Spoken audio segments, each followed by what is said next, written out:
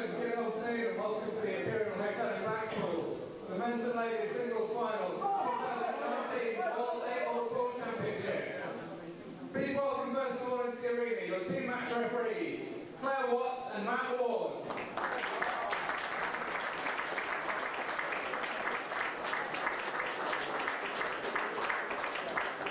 On table 2, the ladies final. First of all, please welcome Sharon James.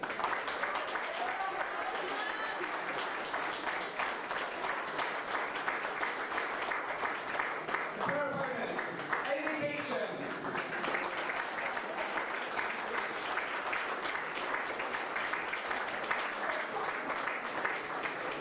And on table 1, the men's final. Please welcome Cooney.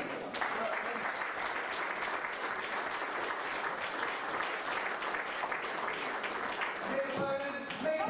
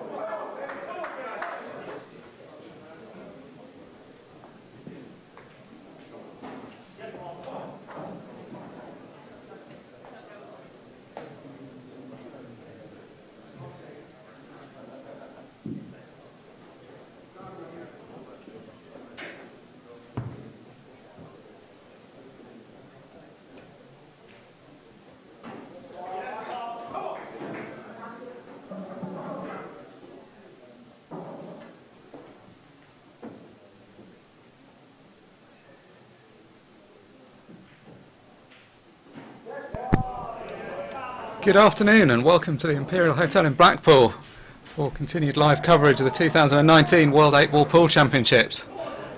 This is the moment we've all been waiting for. The players have been here for nearly 10 days now. We've seen so much high quality pool all leading up to this moment. The men's singles individual final. Number 1 seed, 5 times world champion Mick Hill takes on one of the most highly rated qualifiers we've ever seen reach the final, Dom Cooney. Looking to add his name to the Hall of Fame, become one of pool's great against an opponent who's done that so many times before. Mick Hill came through a tough semi-final against England team player and perennial favourite for the last stages of these tournaments, Carl Sutton. Looked in pretty good form in that match, and I'm sure he'll be looking to continue where he left off. Break's going to be pretty important in this match, and that's not the start Mick was looking for. He split the balls up well, but not much help if the cue ball ends up in the pocket. Tom Cooney had a much tighter semi-final match. He came through 10-9 against Dylan Leary of Northern Ireland in the end. Dylan's an experienced player who's been achieving a lot of success on the UK tour recently, so shows the kind of form that Dom's in to beat him. Not a face that we've seen so much of at the latter stages of big tournaments, but make no mistake, he's come here to win this and he won't be overawed by the size of the task in front of him.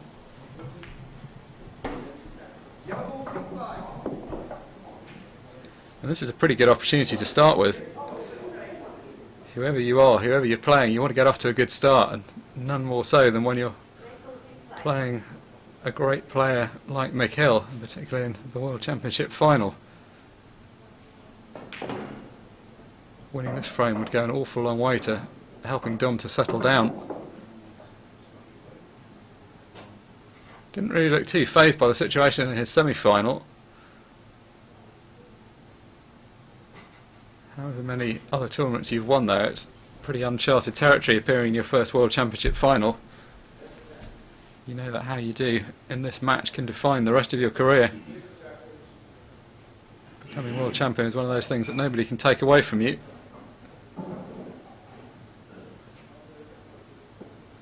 Perhaps just the first slight sign of nerves. Not that that was a completely routine shot. He was having to try to get the cue ball down to this end of the table. It's naturally going to favour hitting that slightly thick because it helped the position. It just got a bit too much of the ball.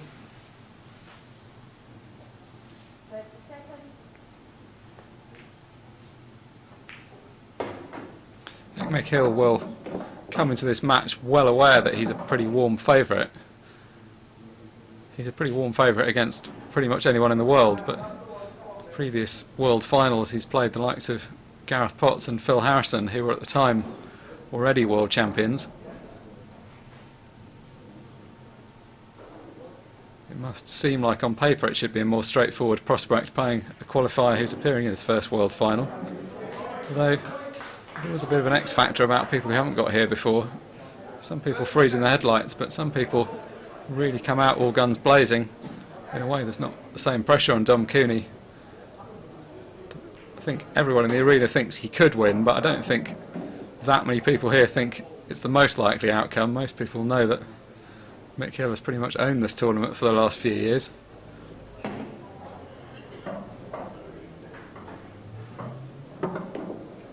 What Dom's got to be careful of is not giving Mick too many chances. Mick's got a big powerful break and will clear a number of frames without Dom having a chance.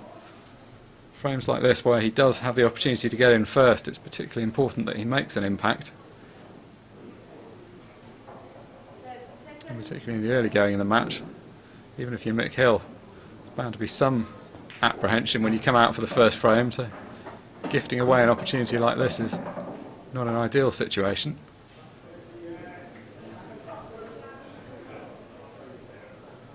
It's not absolutely perfect, he's just got this one long shot down the left hand side of the table which will define how this frame turns out.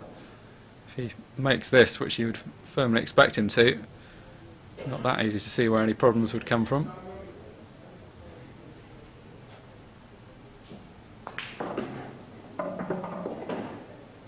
And so many times knocks it in like it's pretty much over the pocket. Always very positive the way he plays those shots. You see some people who would get a bit tentative and just try and roll that ball in. Not so Mick, he knows you've got to keep positive, time the ball, accelerate through the cue ball.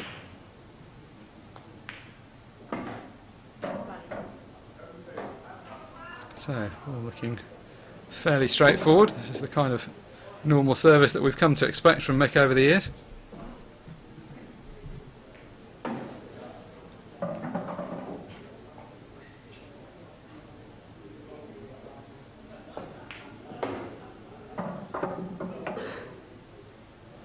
Just this black then stands between the defending champion and getting the first frame on the board.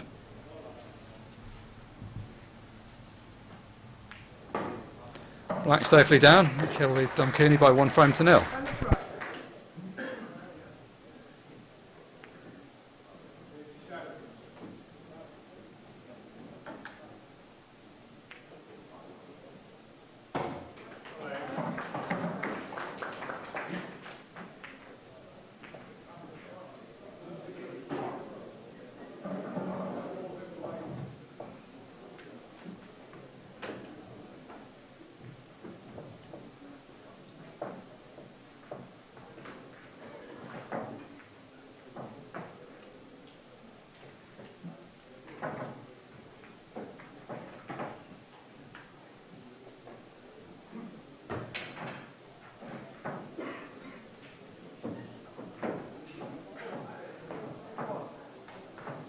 Frame 2, Dom Cooney to break, training by 1-0. Time running.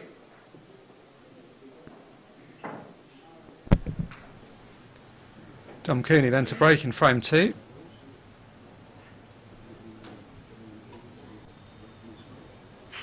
Did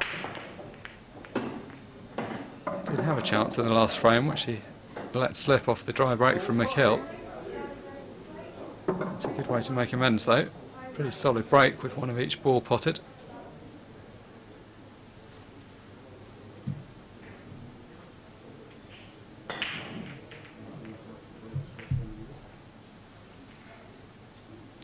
Do you think he wants to get off to a good start here? Mick Hill is a real front runner kind of player you just don't want to end up too many frames behind. It just becomes too difficult a task to get it back. 30 seconds. Almost any player in the world is susceptible to some pressure, even the multiple world champions. So if Dom can just get himself together, clear these up, and then start looking to lay down a marker that he's here to play.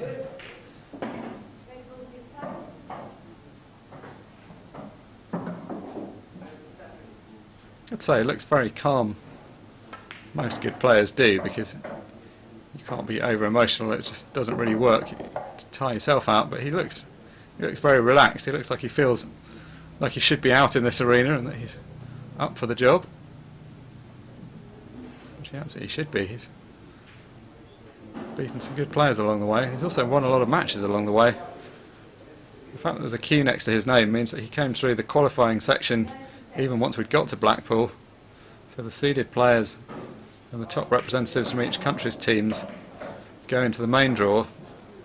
The rest of the qualifiers then battle it out for a place in that draw. So you just win a number of extra matches before you even really get started in the competition properly, which can be good or bad. You can get match sharp, but it's a long week. We played up to the semi-finals just over a week ago. Then in the meantime the World Masters and the World Team Championships has been happening, and as we usually do, we've saved the semi-finals and finals for these final stream stages taking place yesterday and today. And this is good stuff from Dom in this frame. Reasonably straightforward layout, but the ball still had to be made. Right now he looks like that shouldn't be a problem.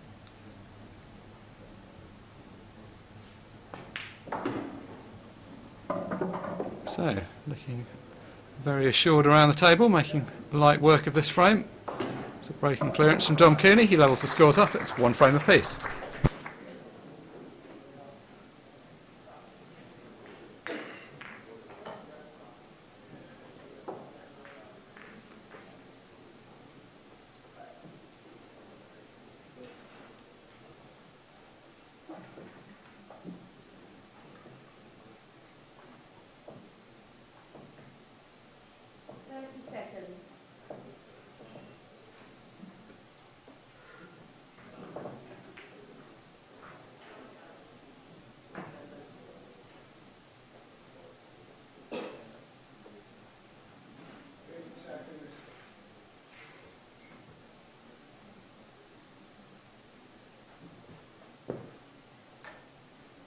Frame 3, Mick to break, 1 frame more. If you're just joining us, you're watching live coverage of the men's singles final in the 2019 World 8-Ball Pool Championships.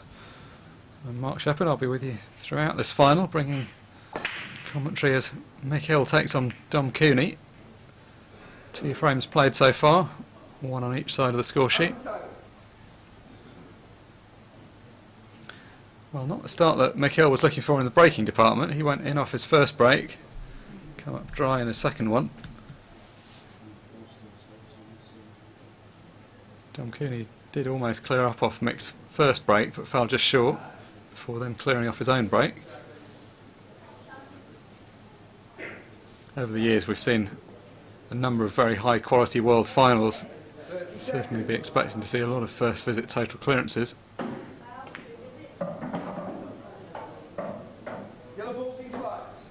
That's a nicely struck shot by Dom. It's very easy when the ball's close to the cushion like that to jaw it. He hit that absolutely dead in the heart of the pocket.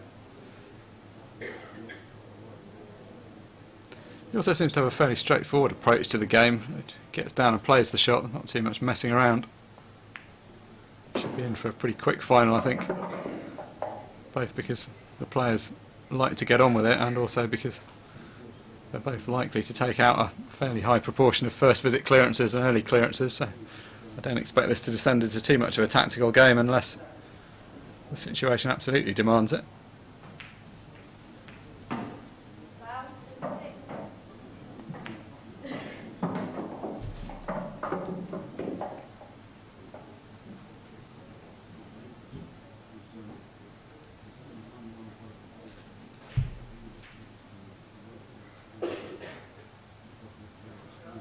Just seeing the England team lift yet another world team title this morning, defeating what turned out to be a very gallant comeback from the French. They were 4-0 behind at one point, and it looked like England were going to run away with it before France got themselves back into the game. Got it back to 7-all at one stage before ultimately succumbing. This is one of two finals we've got going on in the main arena. Table just to the left of shot is where the ladies' final is taking place. Sharon James of England is taking on England compatriot Amy Beecham.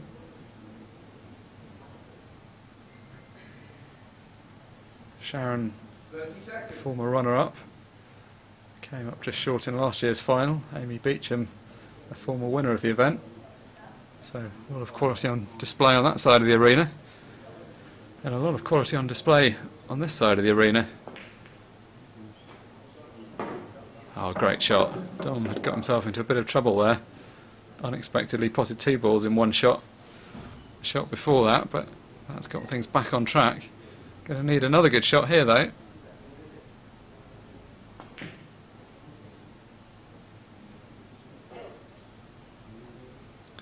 Well, very close to another double. That one slightly got away from him. In fact, he would have been partially snookered on the black even had he got that far. So, much like the first frame, a little bit of a gift-wrapped opportunity for Mick Hill. Doesn't really need to ask you a second time from these kind of positions.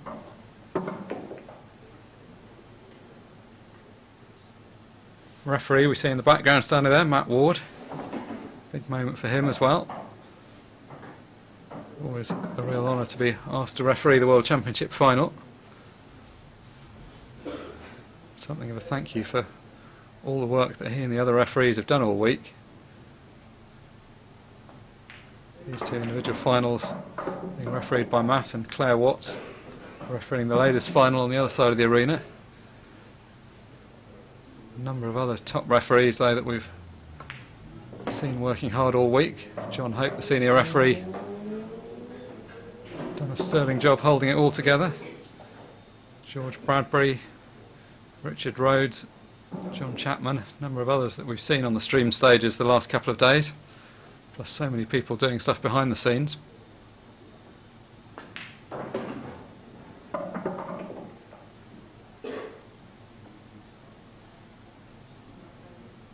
Front and centre though is this man, Mick Hill, who is going about his business with the usual skill and attention that he's delivered for the last few years.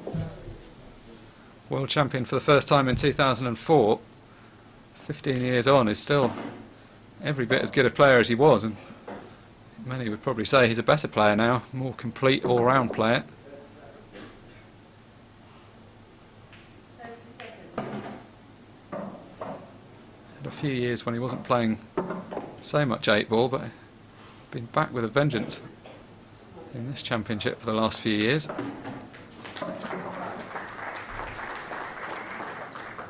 With a vengeance in that frame. So that clearance after the missed ball from Dom Cooney. Mick Hill now ahead by 2 frames to 1.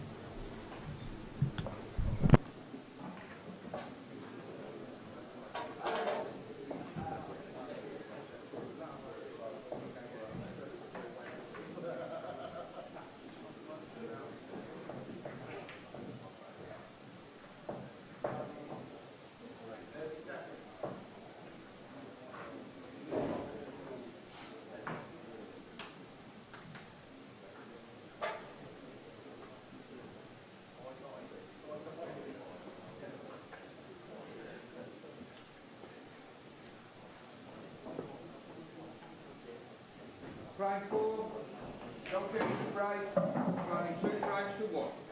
Time ready. Dom Cooney then to break in frame 4. Cleared off his break in the only other break he's had in this game, so be happy enough to do that again.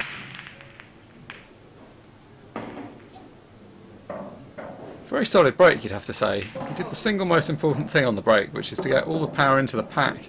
Didn't have the white flying around the table like you sometimes see. They don't always have to hit it at breakneck speed, but it's just a question of making a good contact with the pack, splitting the balls up well.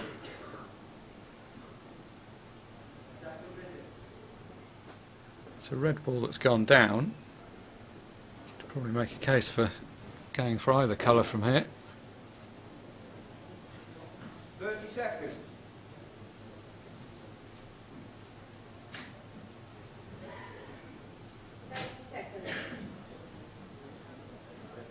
Red ball's in play. Sticking with the reds though.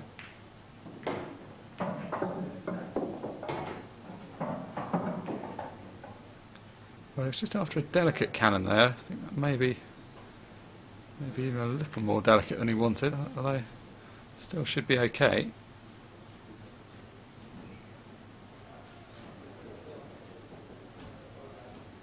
One thing he certainly doesn't want to get into in this match is getting in first and then gifting opportunities to Mick Hill. He's given away a couple of chances in the last 2 frames, and that's another one. A little bit unfortunate to pot that ball, although he was always getting close to that corner pocket.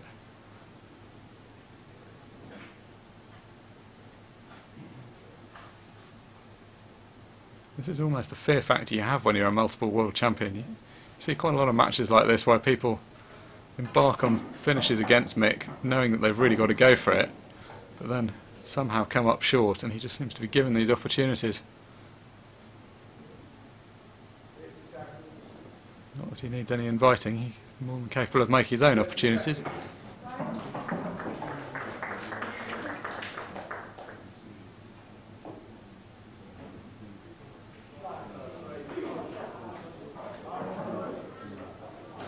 Things going with form in both finals, if you want to put it like that. Amy Beecham is the slightly higher seeded player in the ladies' final. It's 2-0 up against Sharon James. Not a great deal to choose there. Amy Beecham's the number 2 seed and Sharon's number 3. Over on this side of the arena, Mick Hill, of course, the seeded player, the number 1 seed. Dom Cooney not seeded this year, but certainly going to be rising up the rankings with performances like this.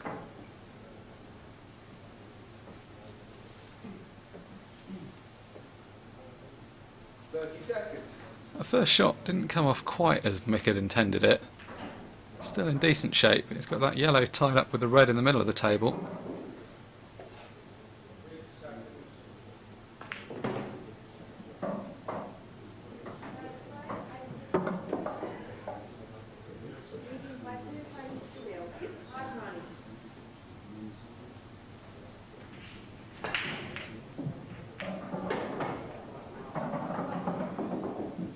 Reflection of the fact it's a slightly more difficult clearance that Mick's feeling the need to take a bit more time over this one.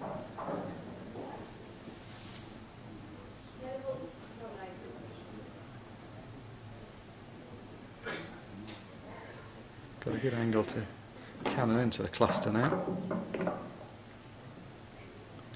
That's a sign of a player in good form when you're playing those cannons just at a gentle weight. Sometimes see people who are chasing a frame a bit more, they end up rushing into stuff a bit too hard. Just end up creating other problems or knocking balls safe. There's a real control about the way Mick plays these days.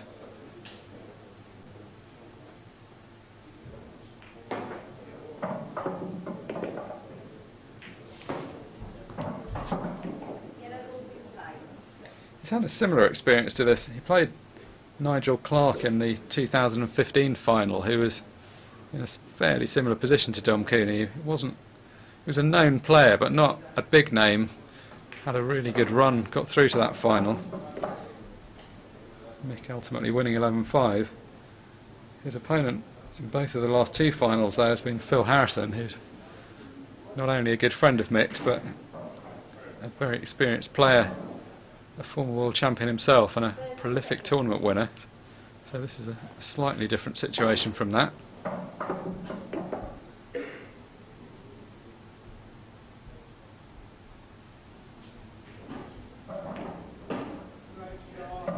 Seems a long time ago now, 2004, when Mick won his first title. Beat another good friend of his, Darren Appleton, in that final. Appleton, who had a prolific 8-ball pool career before turning his attentions to other forms of pool, went off to play 9-ball and 10-ball in the States for a while. Achieved enormous success at both of those. Mick Hill, meanwhile, achieving considerable success already in this final, now leads by 3 frames to 1.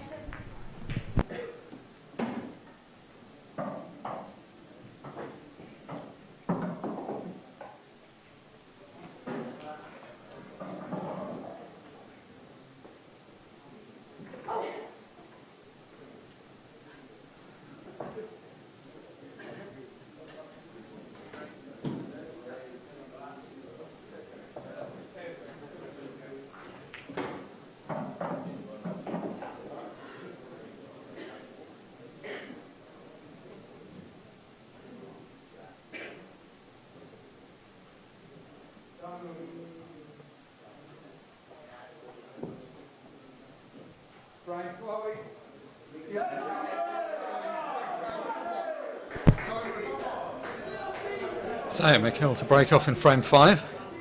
Not been the best first 2 breaks, in off the first one and dry break the second one. Let's see how number 3 shapes up.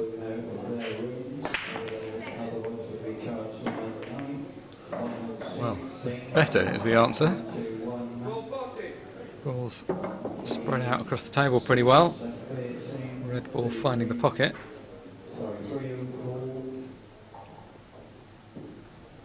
The only difficulty really are the balls nearest the top left-hand corner pocket.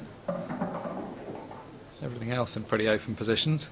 3, 6, 3, 4, 1, 2, and 4, 1.5. You'd expect over the course of this match that we'll see a fair few clearances by both players from their own breaks. Tom Cooney's had 1. Mick yet to open his account with that particular statistic.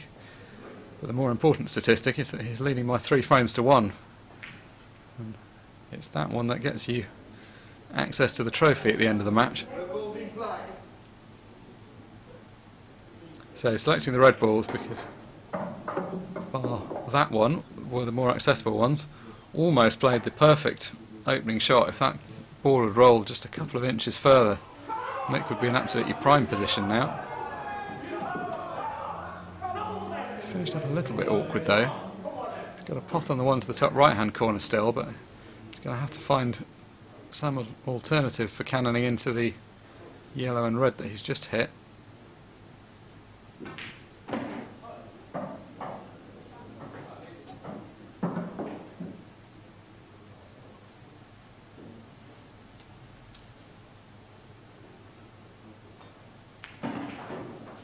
Sometimes see a slight look of exasperation in moments like this where he's ended up knocking a ball into the wrong place and the clearance isn't quite as easy as he'd have liked. But generally exudes a real confidence and control around the table.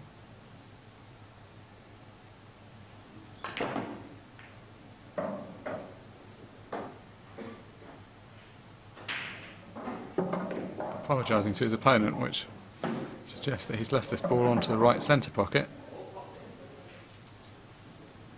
He hit that last shot pretty well. It wasn't absolutely as played. He was trying to hit that cluster. He ended up scooping behind the red and smashed the yellow out of the way. It wasn't quite what he was expecting. He didn't really intend to end up behind this red ball. You always need a bit of luck though when you're playing those cannons. All you can do is put yourself in the right position. So, delicate little one into the right centre now. Everything just got a bit congested there. The white suddenly turned up when he didn't want it, got in the way. So for the first time in this match, the table turned over mid-clearance to Dom Cooney. I think this is the kind of frame that he needs to be winning. He certainly wants to be winning some first visit ones off his own break, but any time he's offered an extra bonus opportunity like this, he really wants to make these ones count.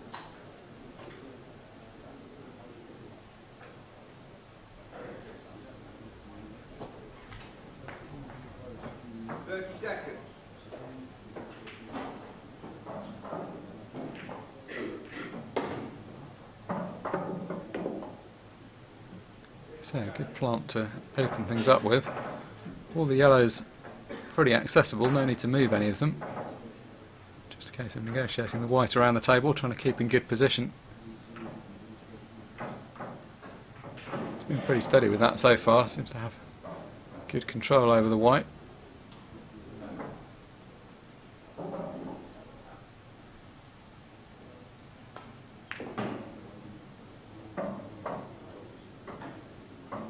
And that's a pretty good positional shot. Not always that easy to judge those ones where you're playing off multiple cushions. Looking to get the two yellows at the top of the table out of the way first. This one that he's about to pot next, the one that's on the baulk line, easy enough from where he is, but a little bit covered by that red, so he'll be happy enough to get that one out of the way.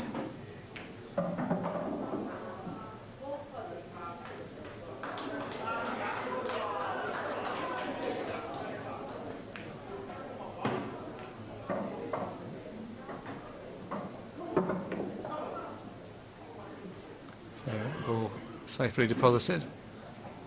White moving quite a lot there, but always knew that he was going to have a choice of pots. Looks like the one to the left centre is the only feasible option, so we'll take that and then go for the one in the right centre next, probably.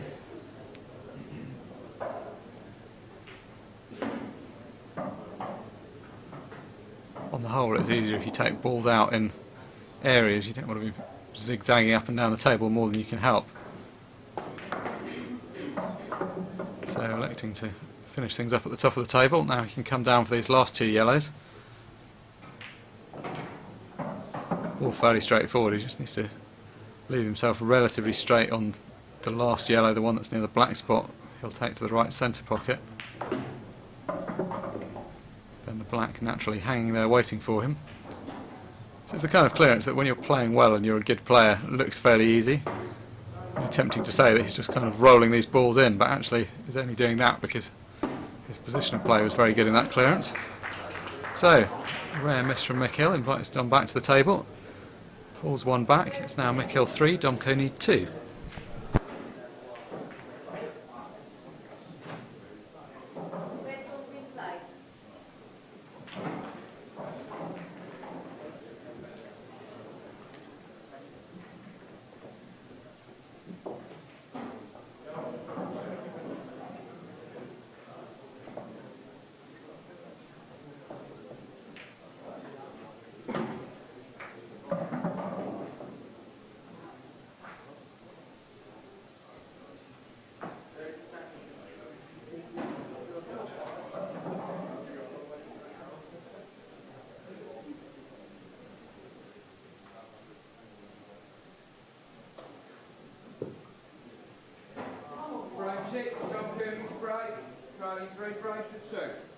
Time running.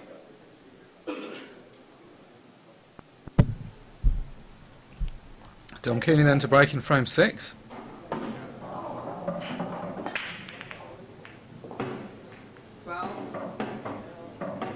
Well, big powerful break, a lot of balls going in. Of the 4 balls potted though, one was the white.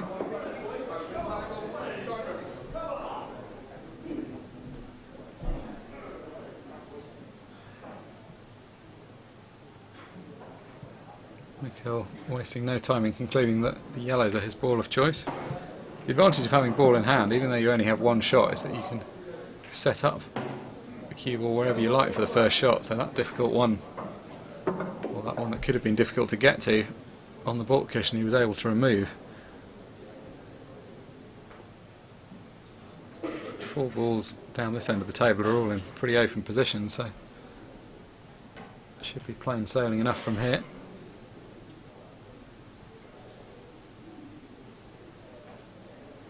That's the difference when you hit the break just off straight. The last break Dom caught absolutely perfectly. The cue ball just came in a almost dead straight line up the centre of the table. It was never going anywhere near any pockets. That one just got to be a millimetre or two out. The cue ball was always tracking at one side of the table, which is how it came to get kicked into the corner pocket.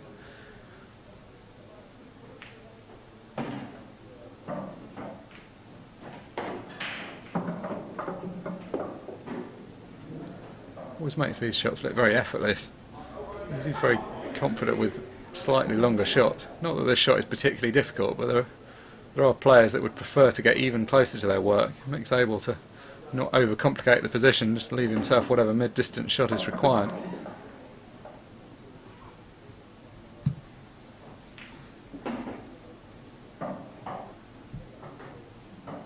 So just screw up in a straight line from here.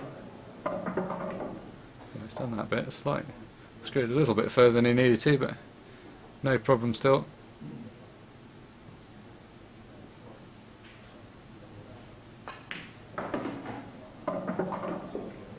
Nice controlled shot to get onto the black.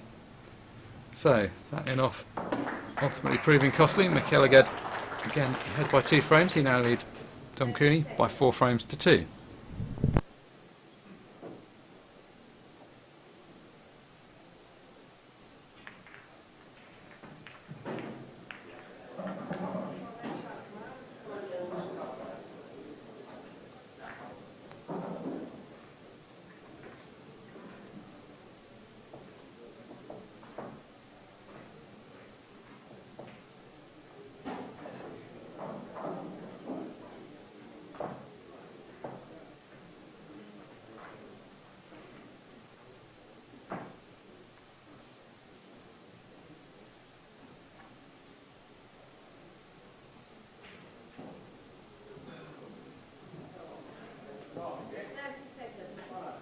Frame 7, Mick right, leading 4 frames for 2. Time running.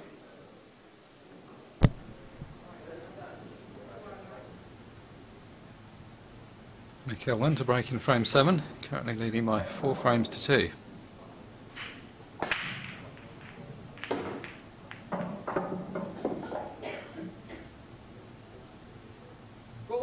Another big, powerful break.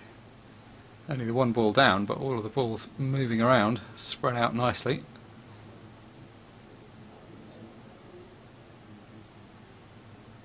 First glance, it looks like yellows will be the better option here. Yellow ball's nominated.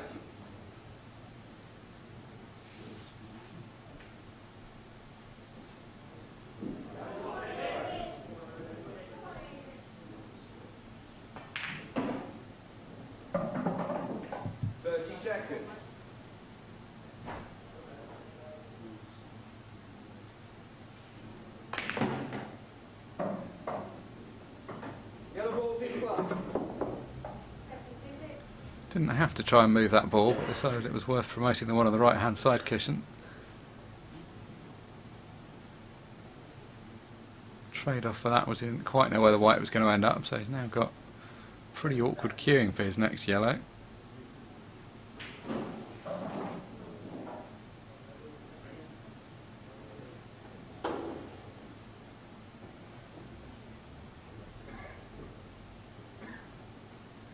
Seconds.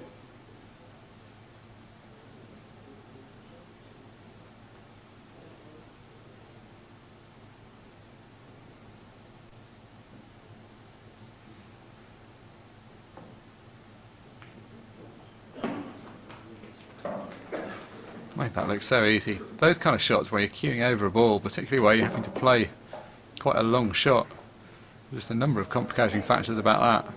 You're playing a longish shot slowly. If you don't catch the dead middle of the cue ball, you end up swerving it. So easy just to put a little bit of unwanted side on. Mick found the centre of the cue ball perfectly there. So back in close to prime position. A little bit thinner on this yellow than would be absolutely perfect for getting position, but still plenty of options open.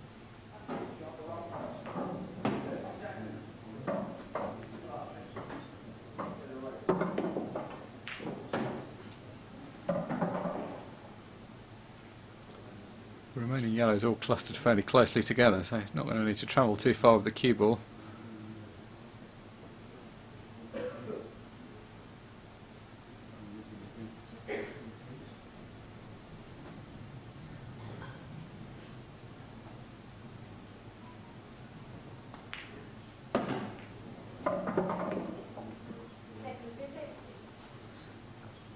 Hard to see too many problems from this position. Just needs to keep tight control of the white.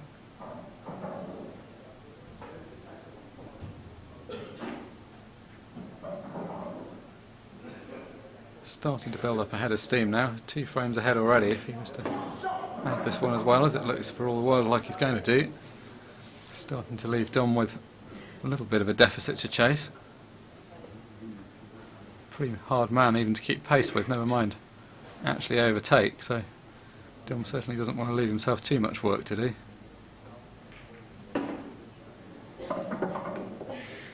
So just keeping everything very controlled and straightforward at the moment. Just off straight on this yellow, so he can just run the white through for the black.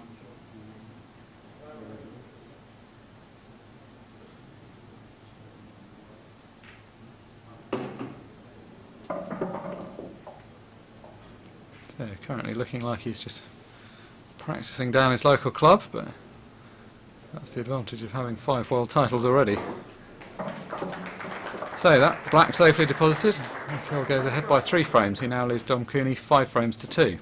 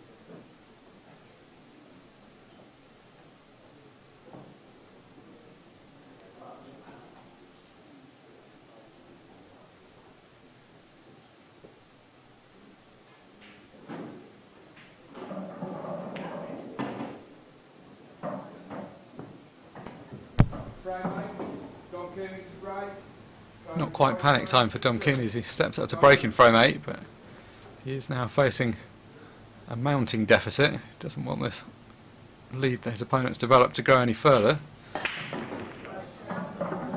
And the break that had seemed so rock solid at the beginning just slightly sheared off the front of the pack there. Went in off to the top left hand corner last time, went in off in the middle that time, which is almost a worse mistake because it suggests you've not really caught the pack straight.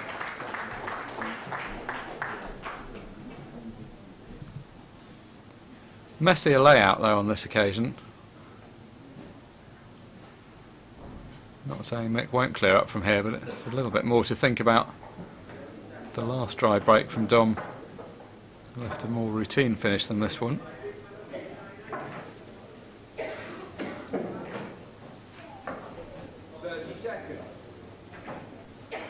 Even without seeing the scoreline, you kind of know Mick's ahead just from the amount we've seen him recently. Feels like he's been the man at the table for most of the last few minutes.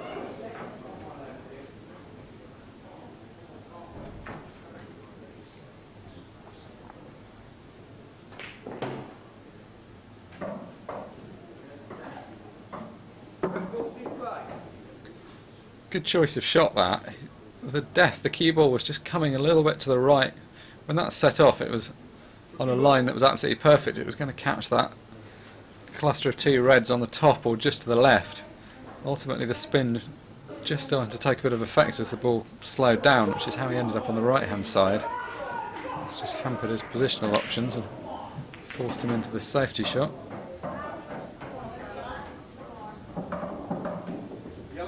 The touching ball was very helpful to him there. It meant that he was able to play away, get a much tighter snooker than he would otherwise have been able to.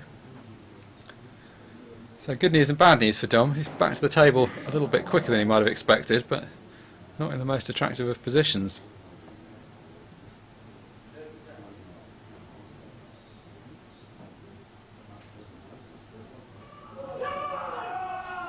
The easiest yellow would probably be to hit would be just to come off the right hand side cushion. So he's going for the one just above the left middle pocket.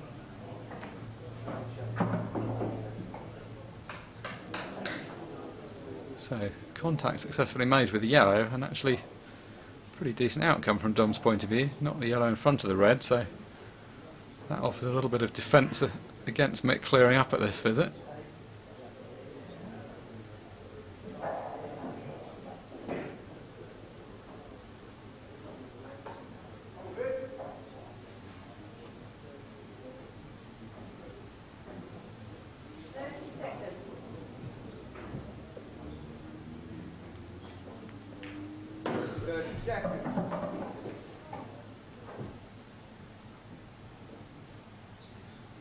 Not something you see very often. Mick was just about to strike that ball and just a moment of doubt crept in. He just caught himself before he delivered the cue and decided to get up and reset himself.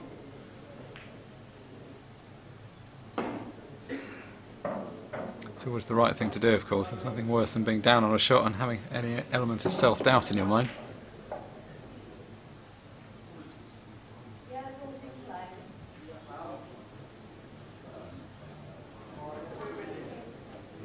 So the red on the right hand side of the table cut up towards the top right pocket.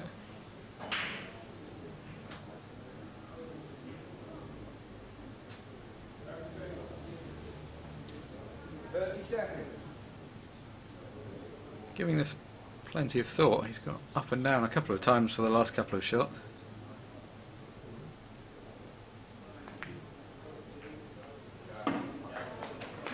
Well, that was close to perfection. He's quite nudged that red far enough. Hard to overstate just how difficult that shot was. Even the pot wasn't entirely straightforward, but having to play it in such a way that he made contact with that red that he's just hit as well. To play with side on the cue ball.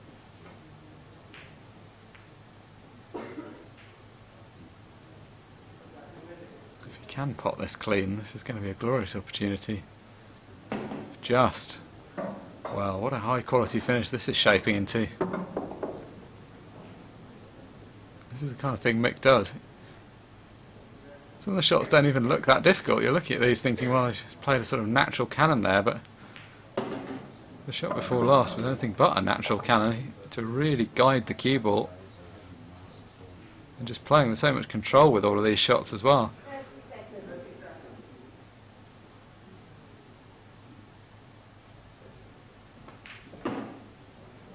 So looking likely to be a 6-2 deficit, which Dom Cooney is now facing.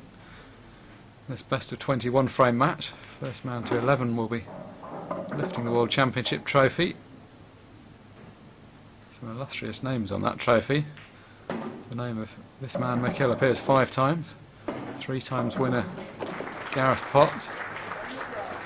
A number of other top players that we've seen over the years, so you're in pretty esteemed company once you get to that point. Right now though, it's the defending champion who's marching towards retaining his title. Mick now leads Dom Cooney by 6 frames to 2.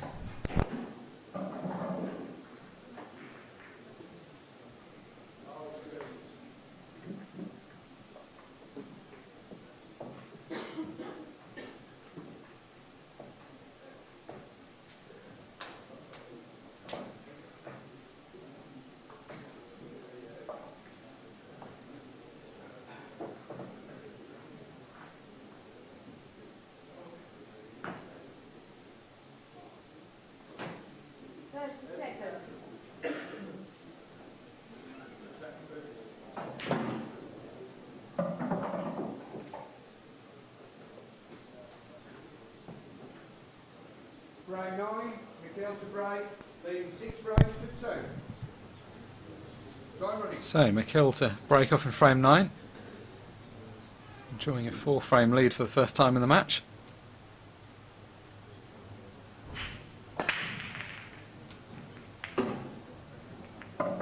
Struggled a little bit with his break at the beginning of the match, but had an excellent last break which he cleared off. Red balls in play. Got so much movement in the balls that there are more balls in bulk than there are in the entire bottom half of the table.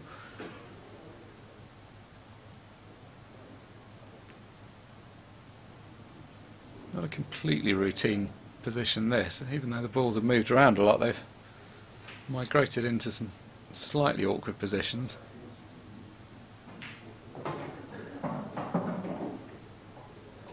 30 seconds.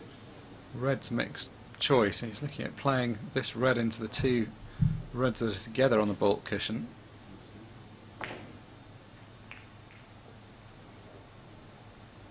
I'll tell you what, that wasn't far away. That was a pretty advanced shot. See that he's got most of the balls opened up, all but one of them would have potted had that red dropped. It's been nicely on the one at this end.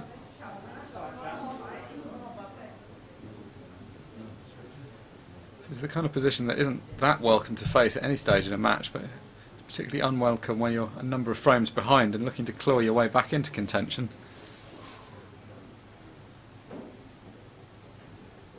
The kind of opportunity that's just difficult. Yes, you're at the table, yes, in theory you've got a shot at a couple of things, but what are you really expecting to make happen from here?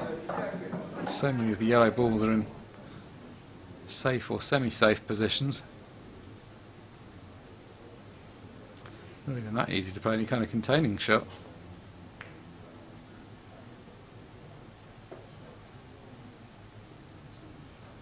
Takes the sensible option and at least tries to secure one of the pockets.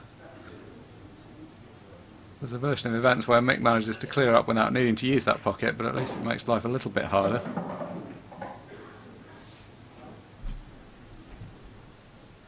No need, of course, for Mick to go for anything until he's good and ready. He's in a pretty secure position at the moment in this frame.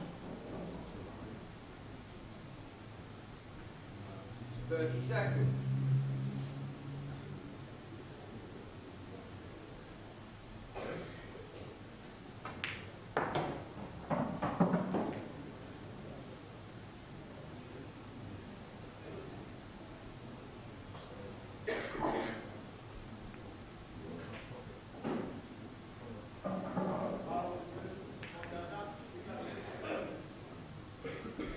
Just electing to develop his only tied up ball.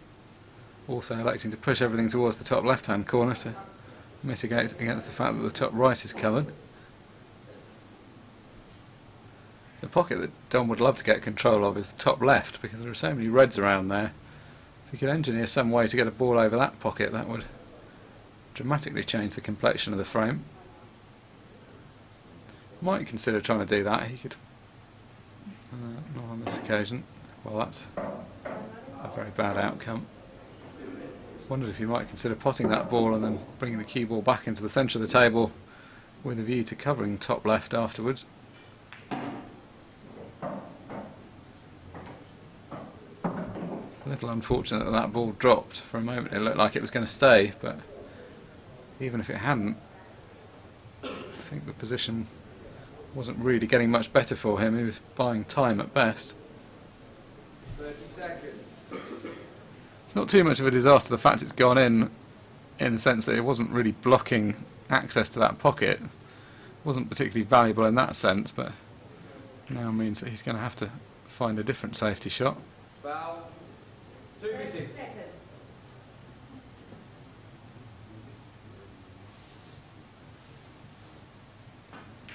Mick will be alive to the concern that Don might try to cover the top left-hand corner pocket at some point. He wants to make sure that's not on the cards. Just one slight vulnerability you have if you've got a number of balls near a pocket. If you suddenly lose the use of that pocket, it gets a bit tricky. Red's still very much in the ascendancy though.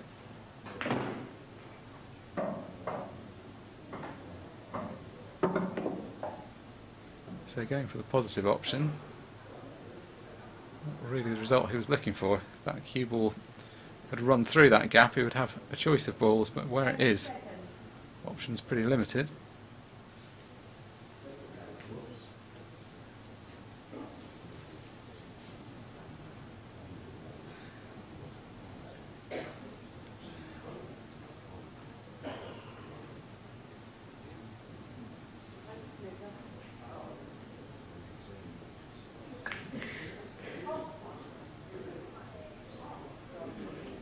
Second visit.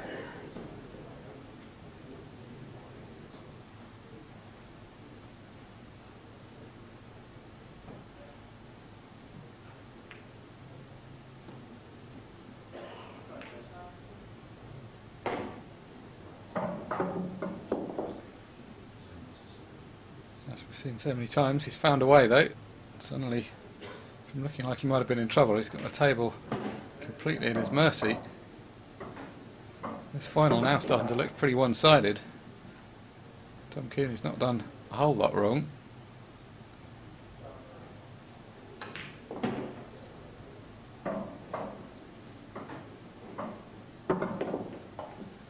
Just how do you contain a player that plays like this? Every time he comes to the table he seems to manufacture some kind of opportunity.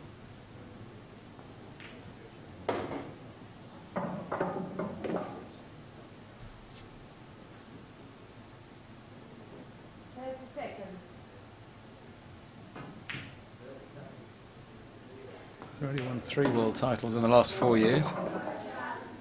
Could make it 4 from 5. In possibly less than an hour's time. We're currently playing. So, Mick now extends the lead to 5. Leads Tom Cooney by 7 frames to 2.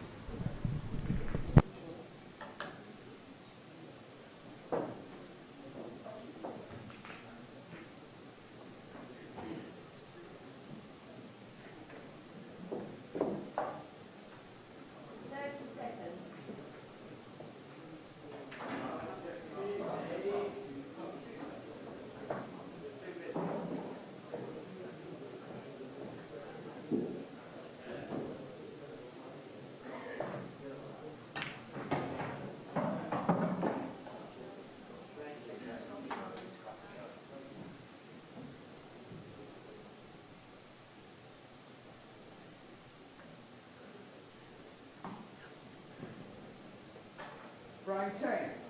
Tom Cooney to break. Trailing 7 frames to 2. Time running.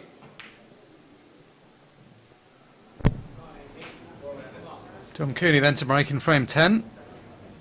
Currently facing a pretty sizable deficit, so what would he give for a good break here?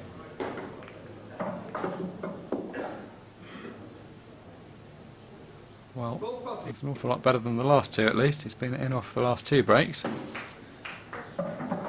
Done the 2 important things, which was keep the white on the table and pot one of the coloured balls.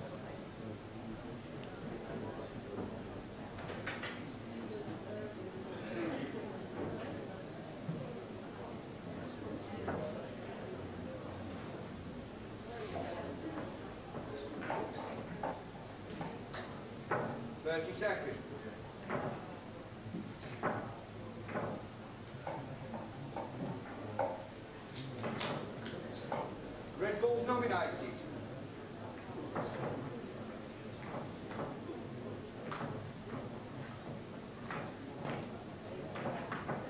So yellow ball potted off the break, but red his choice. Open table. When you take the ball you haven't potted though, if you don't pot it, it goes back to being open table. So Mick comes to the table, able to still to select whichever balls he likes, reds presumably. Nothing more painful than that. You move one of the difficult balls, end up missing it, and then you pass the table over to your opponent to clear up the colour you wanted, and with the benefit of you having opened things up for them. It's pretty much all one-way traffic for Tom Cooney at present. Red ball's in play. He's facing an absolute barrage of breaks from his opponent. Mick can't believe he's playing so well at the moment that even what is actually a fairly difficult cannon like that, he can't believe hasn't turned out perfectly. One of the few shots that he's played that hasn't turned out close to perfect.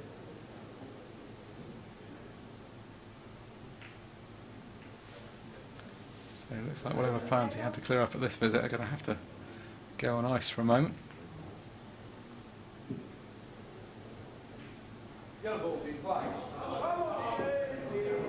And this is where the game gets so difficult. Dom's missed a half chance on his last visit. Now he's coming to the table with a not even a half chance. This is just a really thankless position he's in at the moment.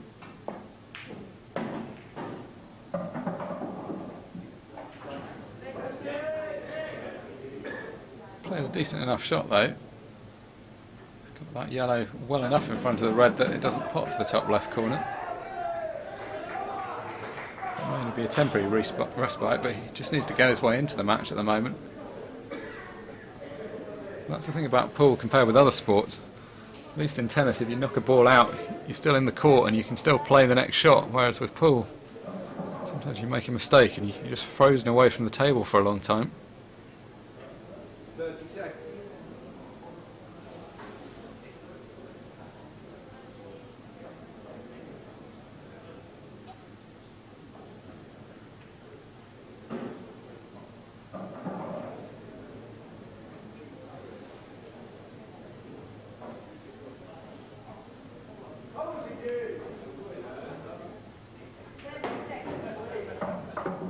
So, Mick's got the choice either of the double or potting the ball into the left-hand centre and trying to disturb the red that's tied up.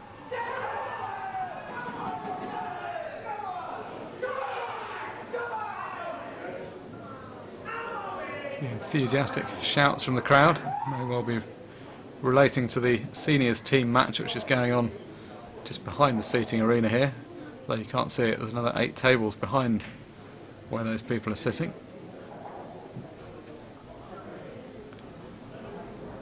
So the double mixed choice just escaped him. Still not a perfect opportunity, but this really is the kind of chance where, even if he's not going for a clearance, Dom just needs to tighten things up, just get himself some table time.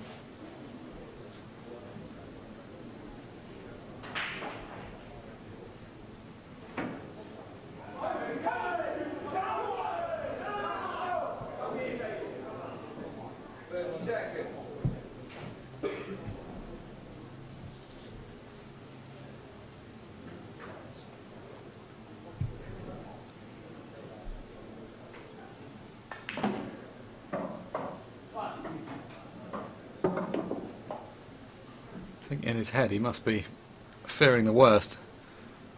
You'd like to think that any player that's good enough to get through to the World Championship final still believes they're in with a chance of winning it at any stages in the match, but it's a little bit hard when you're 7-2 down to quite have the self-belief that you can actually win it. I think at this stage you're probably just thinking more about keeping things respectable, getting back in the game. Queuing pretty well still though, there's no signs.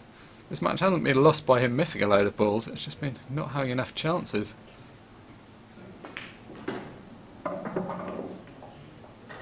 Nice little touch on the red, just corrected the path of the white to exactly where he wanted it.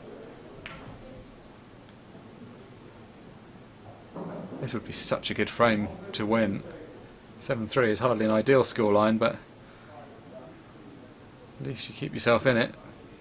The players will have the option of a brief mid-session interval after 10 frames, so at the end of this frame we'll probably see them both come out of the arena for a quick break just before the halfway point of the match, theoretically. So, did well to hold himself together there. Dom Cooney pegs one back. Mick now leads by 7 frames to 3. We'll be back with commentary when the players return to the arena.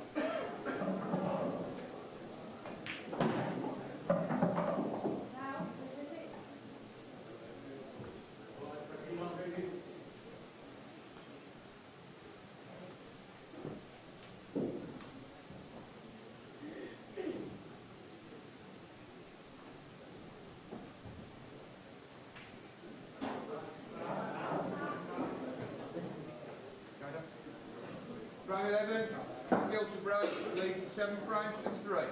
Time running.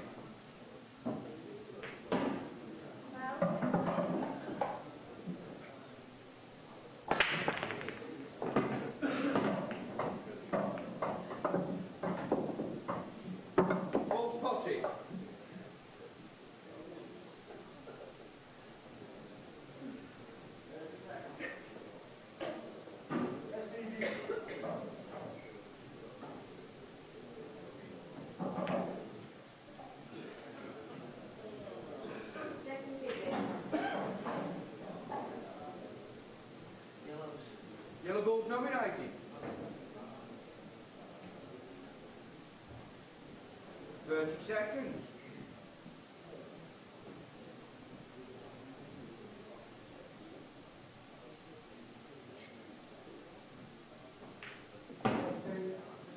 Yellow ball's in play.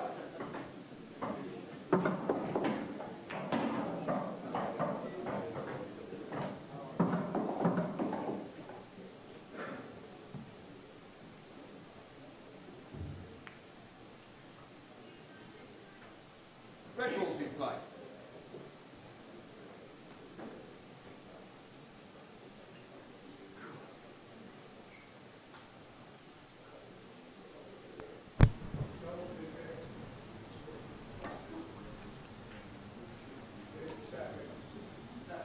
So very quick intermission, players straight back at it. Scoreboard just lagging behind slightly at the moment, but as we saw just before the interval, Dom Cooney did pull one back, so it's currently 7 frames to 3.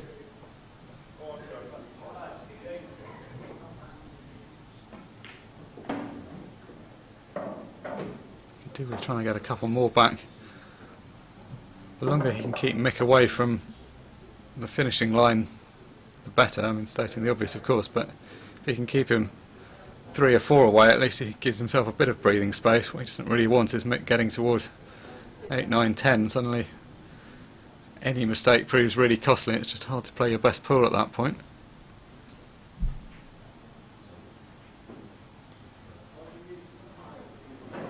Okay, looking to cut the red all the way down the table. I think he's hit that too well. That might go in. Oh, that's perfect. That could not be better. At the moment it looked like he'd hit it so well it was just going to drop in, which would have left him in no man's land, but that's...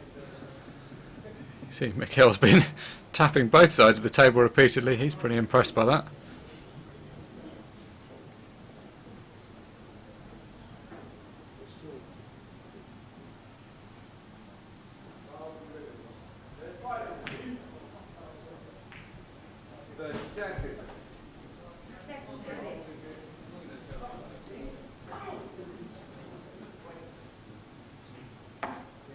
Well, this has really given Mick something to think about. Not very often you see him running up against the time limit for a shot, but he's going to be using most of his 60-second allowance here, I think.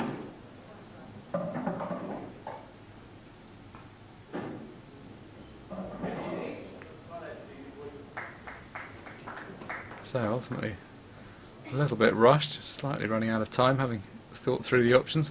Played a good shot though. Wasn't by any means a formality, that shot he's just played. Haven't really seen much tactical play so far. There hasn't really been any need for it. One or both of the players has found themselves with a clearance in every frame. Make a little bit more often than Dom, but both have looked pretty lively once they've been in amongst the balls. This is the kind of frame that could, in certain circumstances, end up taking a bit longer. Once you get each player with a pocket covered, there can be a bit of cat and mouse deciding what to do. Well, going for the positive option, hard to fault that. It didn't quite play out as he expected, but he potted Mick's ball, which was the main thing, and the red is broadly the one nearer the pocket. So actually, I haven't said this too many times in the match, but this really isn't a great position that Mick's facing. He's got several yellow balls in pretty awkward positions. In fact, none of them really pot in a very straightforward way. So even though he's got 2 shots here, options a bit limited.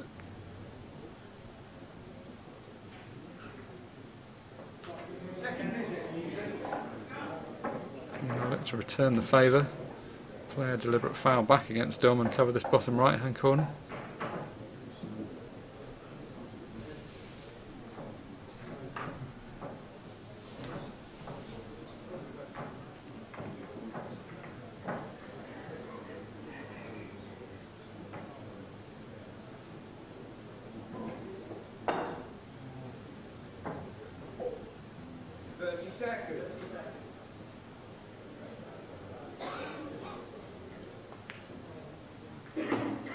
Yep, so it does go with the deliberate foul.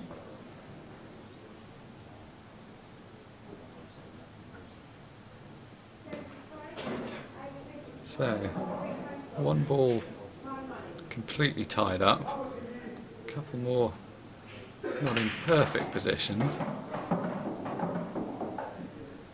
Love to pot this double. This would be so helpful if it went in. That's a brilliant shot. So helpful that actually dropping rather than staying over the pocket, because it means he keeps the 2 visits should he need them. In fact, everything about that shot really could not have played that better. He's released the difficult ball, potted the ball he went for. He's left himself, he may even have left himself a little bit of an angle to get up the table towards the last one. Ooh, high quality shot. As I say, this would be a good frame to win. 7-4 would at least be, not only would it be a respectable scoreline, but it's a little bit of a basis on which he can kick on. Still feels like he is in the match at that point. 8-3 would start to feel really like he was just playing for respectability. So, wants to get the job done here. Well, in fact, that ball didn't pot. I thought it did go past the black into the middle. No great harm done that it didn't, but he can't miss another ball. He's got to pot this one. The shot is not a gimme, it's just off the cushion. It's just enough to make it difficult. Well, did everything bar go in. From Dom's point of view, that's obviously a big shame. The difference between that ball falling in and resting on the lip is potentially quite big. May well come back to the table. This is not by any means a guaranteed clearance from Mick, but it's a chance that you'd rather not let your opponent have.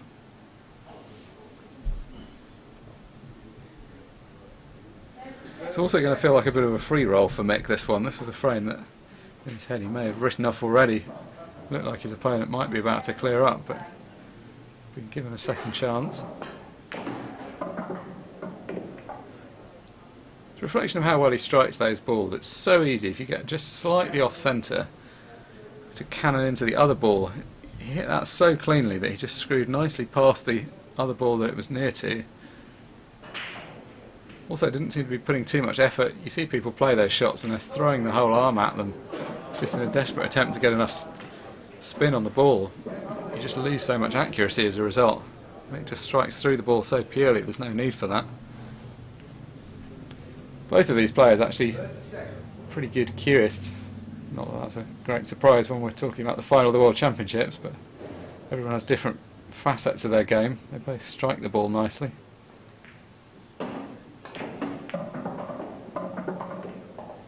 Well, that was one of the less controlled shots we've seen from Mick in this final.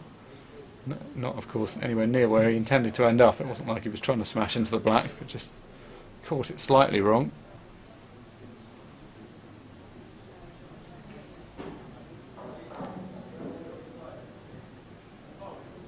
Likely to content himself with a safety shot now. The advantages of going for a clearance are rapidly diminishing given where the blacks ended up. 30 seconds.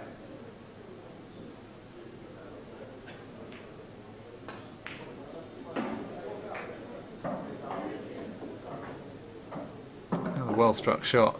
A lot of players would have contented themselves with just rolling into that ball, but he did need to screw back a couple of inches to make absolutely sure that he'd covered the red on the top right-hand corner. They're surprisingly difficult, those shots, to play as well over distance. Sort of short screw shots, so you're not trying to move the ball very much, but you still need a bit of spin remaining on the ball when it makes contact.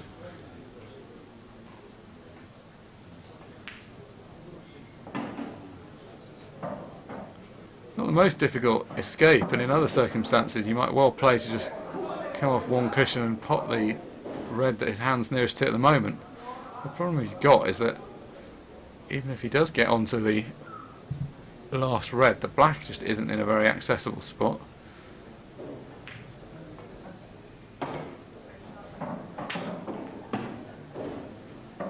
Still, he's done all he can.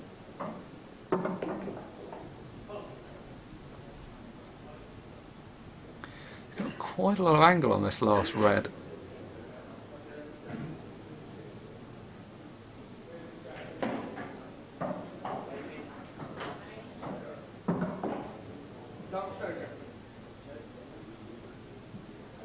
Well, in fact, he may even be snookered by the jaw. This would be very unfortunate. There's a bit of a discussion with the referee about whether or not he is snookered off this ball.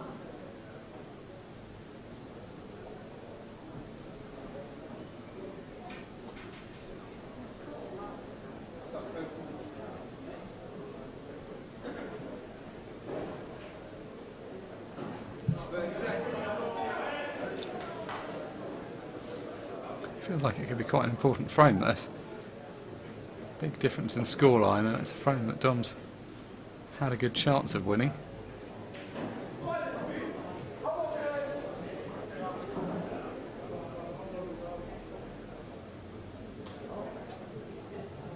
His options there were fairly limited, but really put any sustained pressure on. It should be easy enough for Mick to play a safety shot from here.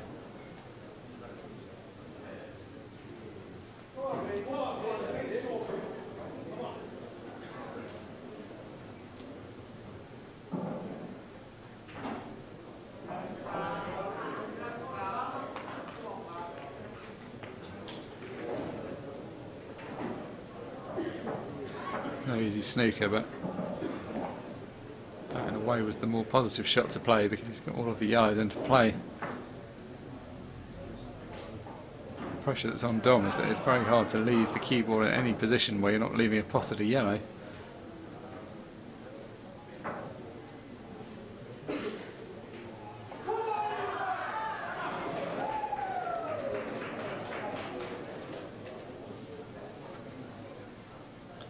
There's also a time where 60 seconds isn't really long enough to think through all the possibilities. Going to have to play the shot relatively soon.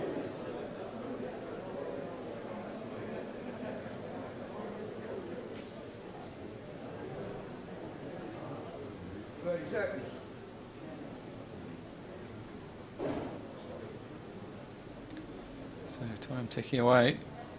You have to make up his mind and commit to something.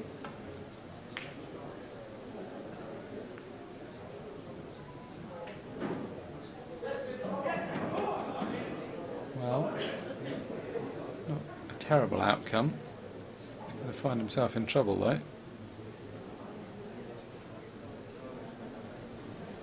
If Mick doesn't feel he wants to go for anything attacking, they're very easy to play a snooker from this position because that red is so well guarded.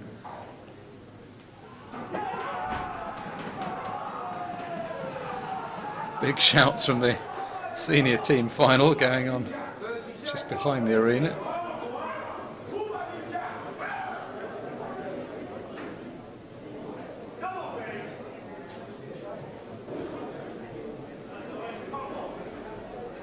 Quite perfect, that shot. He has left the edge of the red. Not that the edge of the red is hugely useful to dump.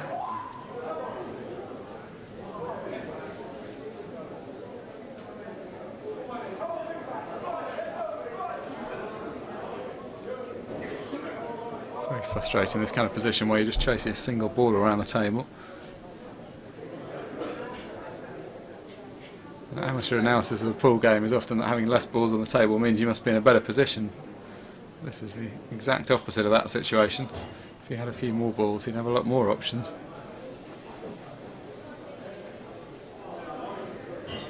Again, having to make fairly full use of his time allowance.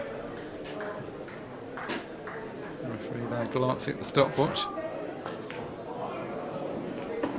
Well, what a shot that was. He came within an inch or two of knocking the black on as well. That would have been a phenomenal shot. So a bit careless from Mick to leave that edge. Ended up leaving the potting angle of that ball. Dom's going to have to pull out another monster shot though. Got a wry smile on his face. He knows that he's just pulled out one great shot, but he's really going to need another one. This is very do or die. He's going to leave a shot at a yellow if he misses. So he's just got to find some way of potting this ball. don't know if you can play a cross double. If you can get the white out of the way quickly enough. The natural angle is very close to double kissing this. You have to play the white across the face of the black.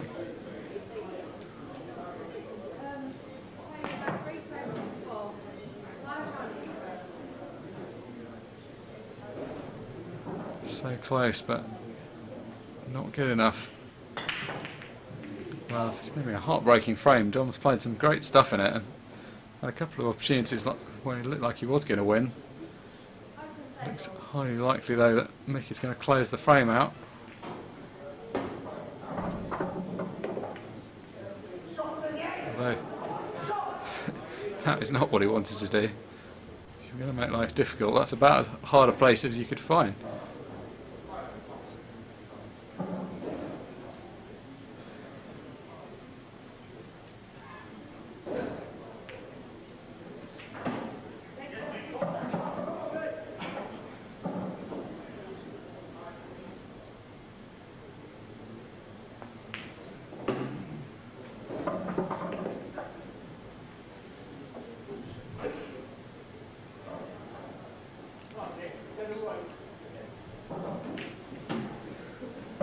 So, not quite as routine a finish as he might have expected, but just this long yellow required.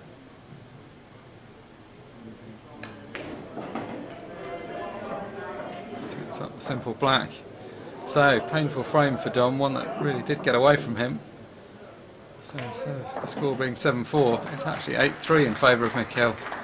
He's now just 3 frames away from victory, from lifting his 6th world title.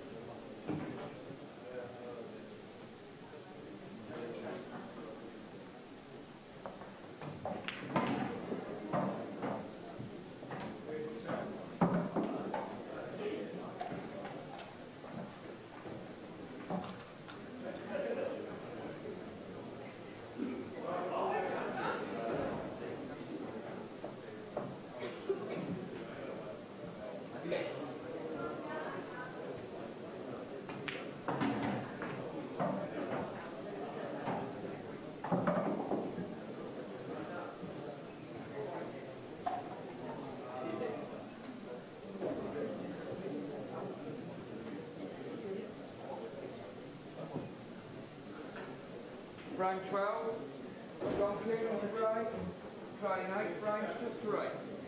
Time running.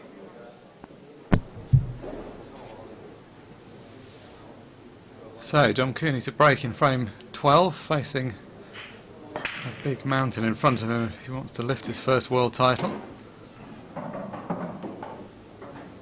He's still 8 frames away from the winning line, his opponent's only 3. Good break though. Split the balls up nicely, potted a yellow.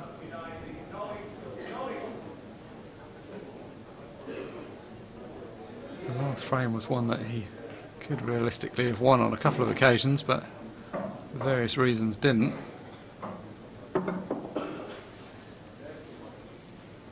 Good chance to make amends here. He's had 1 clearance from the break in the 2nd frame of the match.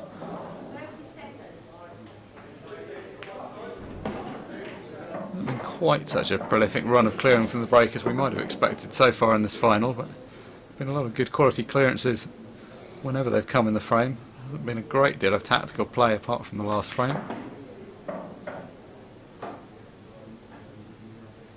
Just this one mid-distance shot really is going to unlock the frame. This is the only shot in this clearance you could imagine is going to be a missable one, and it's not one he should miss.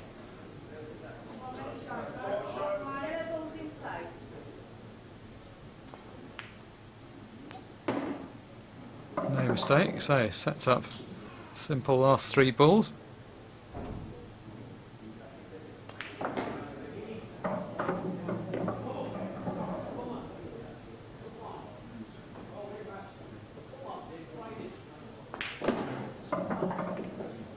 So having to force an angle there, actually had to play a slightly more difficult shot than it looked to force that angle, but done it perfectly. So quick fire clearance from the break from Dom Cooney. Quality clearance at that, so he pegs 1 back. Mick now leads by 8 frames to 4.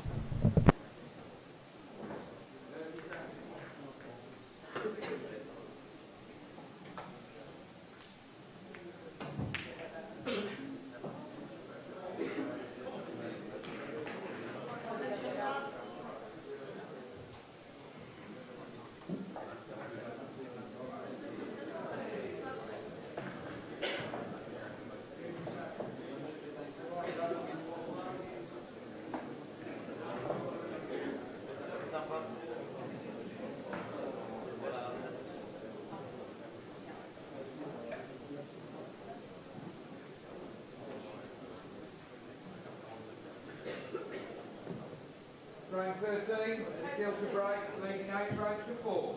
Time running. Mick Hill ends a break in frame 13, currently leading by 8 frames to 4.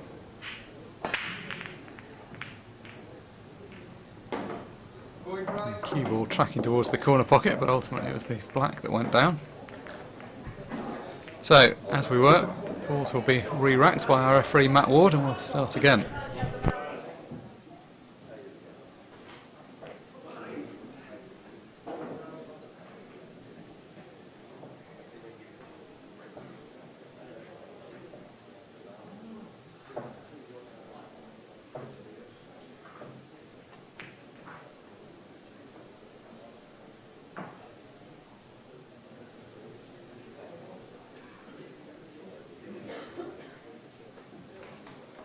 Mick Hill to break again, no penalty. Time running. So, attempt number 2 at the break. Cue ball tracking towards the same corner pocket again, but again has stayed on the table, as has the black this time. So just the one yellow ball potted, but everything's split up pretty well for Mick. Red ball dominated.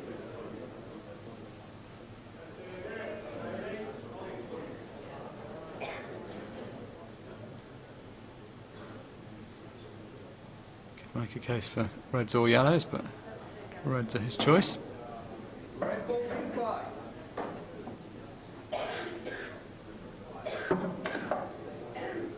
On the face of it, this looks like it's going to be a pretty quick and straightforward clearance. Not really a lot of work to be done in terms of developing balls, just a case of keeping close control of the white.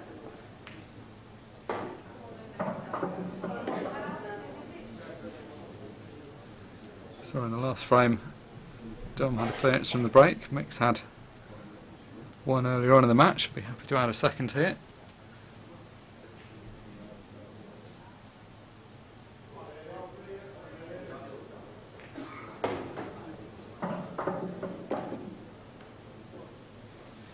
Edging closer to that finishing line. 11 frames is the magic number. That's what he needs to win.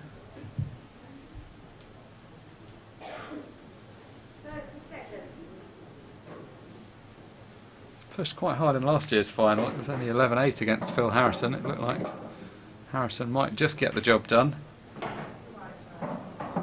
Had to play the whole way though in previous years. It was 11-6 against Phil Harrison the year before that.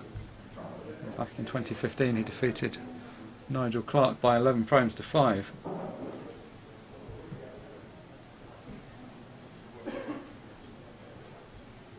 Were he to go on to win 11-4, that would be his biggest ever winning margin in a final. Not that that's a particularly significant statistic. I don't think that's one that will concern him too much compared with the 6th world crown that he's potentially going to be able to lift this afternoon.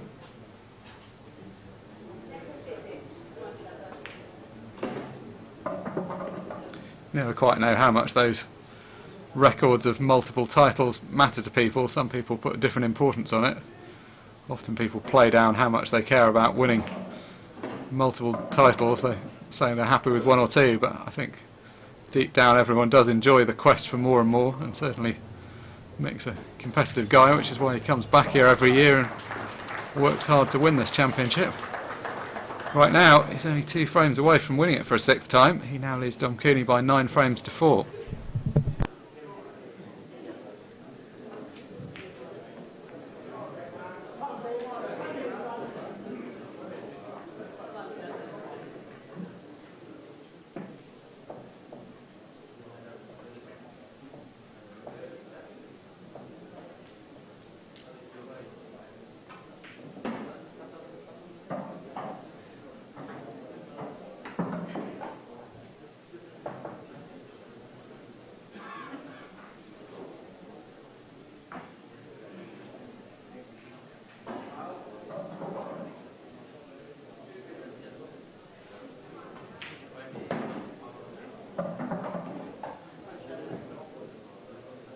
Frame 14, Dom Cooney's break, trailing 9 frames to 4.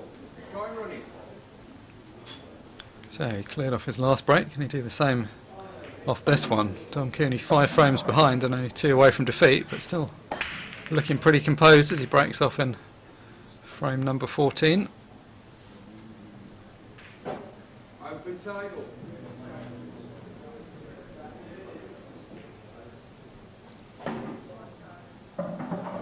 Unfortunately failed with a small detail there, which was to pot a ball. Pretty frustrating given the 2 balls are so close to the corner pockets. But it's Mick Hill that's going to have a first look at these balls. Still an open table, so he can choose either colour. He's obviously going to want to be reds, but he can, if he wants to play a plant, he can play this yellow onto the 2 reds. 30 seconds.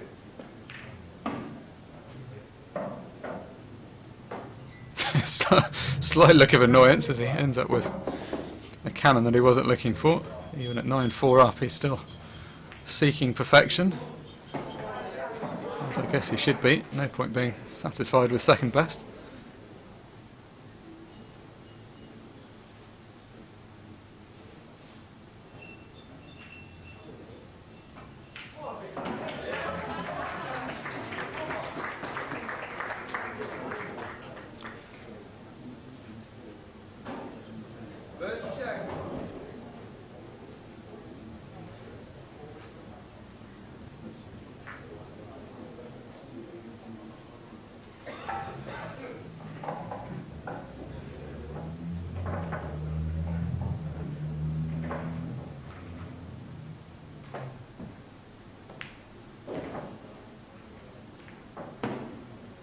Well judged plant that. Played it a sensible way as well. Quite easy. You see a lot of people trying to just play that shot directly, but the ball was quite a long way from the pocket, so playing it cushion first just made it much easier to judge and gave a bigger margin for error. So actually now back in pretty good position. The ball that's closest to the cue ball looks like it pots to the right centre, and then there's a pocket for all the other balls. So this could be the frame that Mick Hill needs to get onto the proverbial hill, only 1 frame away from victory.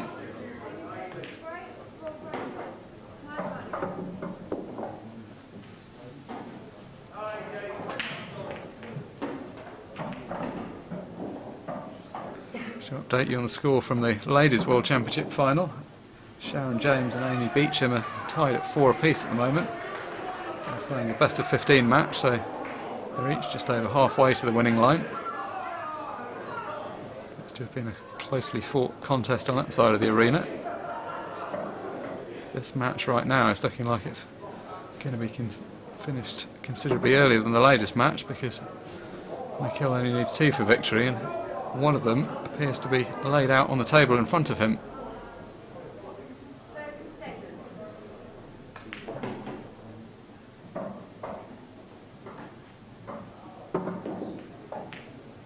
Slightly underdone that one.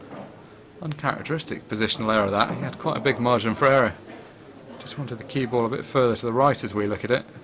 That would have just made a comfortable shot. He could have just rolled the red in, had the white naturally coming down the table. It's actually quite thin here. He's now going to have the cue ball moving around a lot. It's going to be hard to control with absolute certainty where he finishes up, considering whether he might come up and down the table and cannon into the black on the way back up. It's alright in theory, but it's very hard to be sure you're going to cannon fully into a ball. If you were to slip off one side or the other, you'd be out of position. So, how does he judge this? I'll tell you how he's judged this. He's judged it close to perfect. But has he knocked it far enough? That was such good judgment. The fact that his body language would suggest that he has snookered himself too much even to bend round for this red to the middle.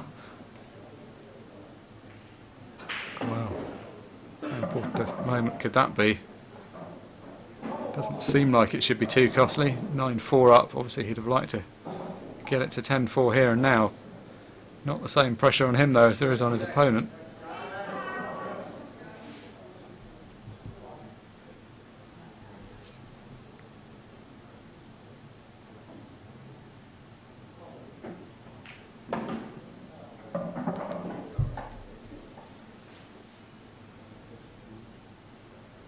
So, can he get enough swerve on it to pot this ball?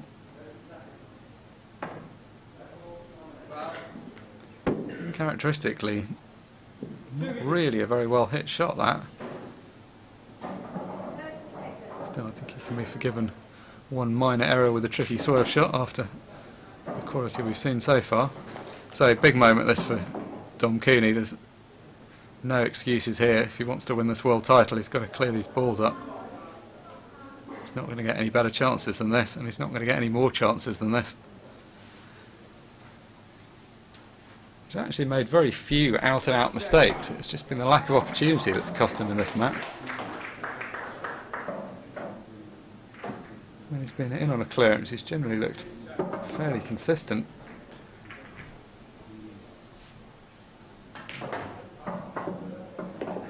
Win or lose, you obviously want to look back on any world final and believe that you've given a good account of himself. He's had 2 clearances from the break already in the 4 frames that he's won, and 2 other decent clearances, so I think more than past that bar already. But no one comes to a World Championship final wanted to make up the numbers, so next priority of course is to get himself back into this match and give himself an opportunity, even if it's a long shot, of winning it.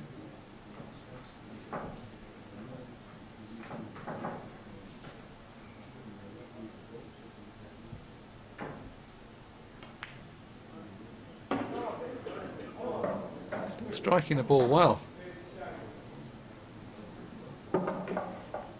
It's not actually looking like he's under very much pressure at all. If you were to look purely at his demeanour, you wouldn't say this is a man that's 9-4 down in a World Championship final. Looks pretty much the same as he did at the beginning. Still striking the ball nicely. Also still playing with a good tempo. Sometimes you see people get a bit nervous and slow down, but none of that. Nor conversely, as he started rushing, he's just kept it steady the whole way through. So, an expected positional miss from Mick Hill, and what looked like it was going to be the clearance to take him up to the magic number of 10 and 1 away from victory. Dom Cooney keeps himself in the match though. It's now Mick Hill 9, Dom Cooney 5.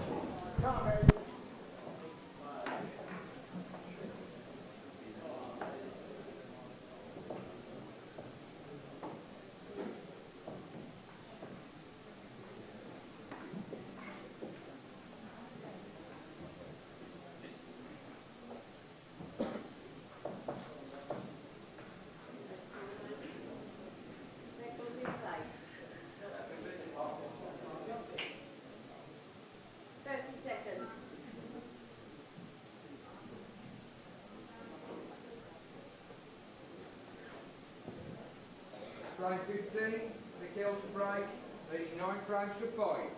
Time running.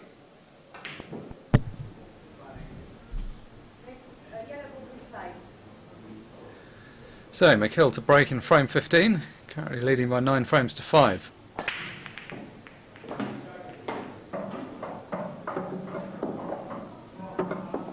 Ball's potty. Another powerful break, as we've seen throughout. Ball's in play. 3 balls deposited on this occasion. No thoughts of going for a clearance though. Mick selecting the reds and just rolling it behind one of them. So our scoreboard is just a frame behind at the moment. We'll get that updated momentarily. It's Mick Hill 9, Dom Cooney 5.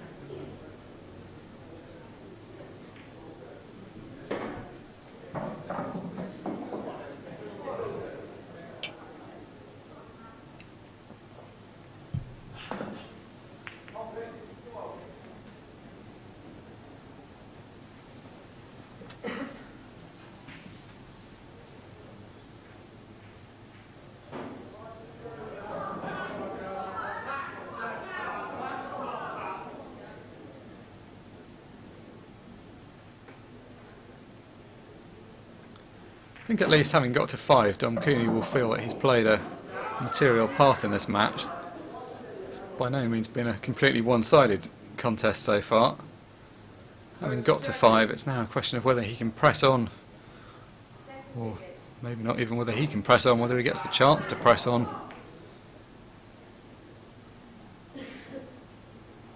Even though he's got a reasonable lead, Mick, as you can see there, isn't going to rush into anything silly. He wants to get this match won.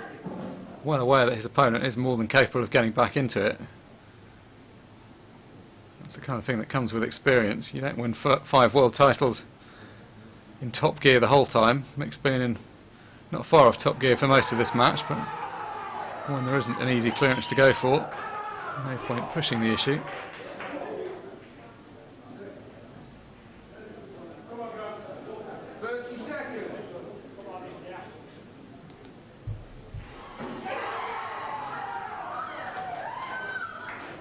A lot of screaming from the senior team final.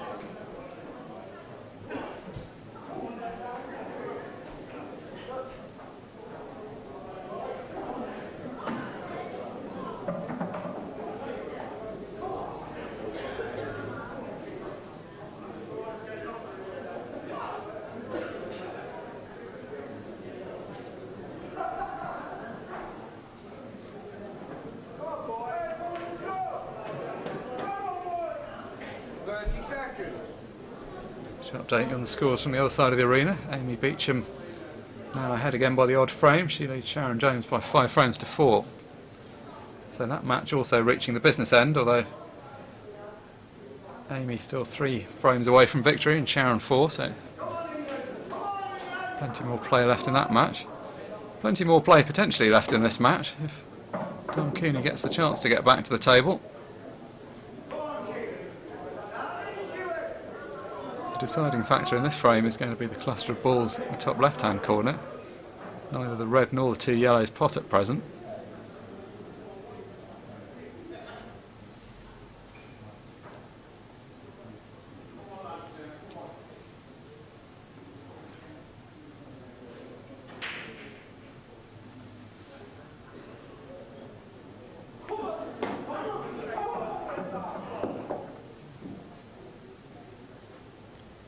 Slightly underdone that positional shot. He was trying to leave himself thin on this so that he could play a cannon on the balls he's looking at now.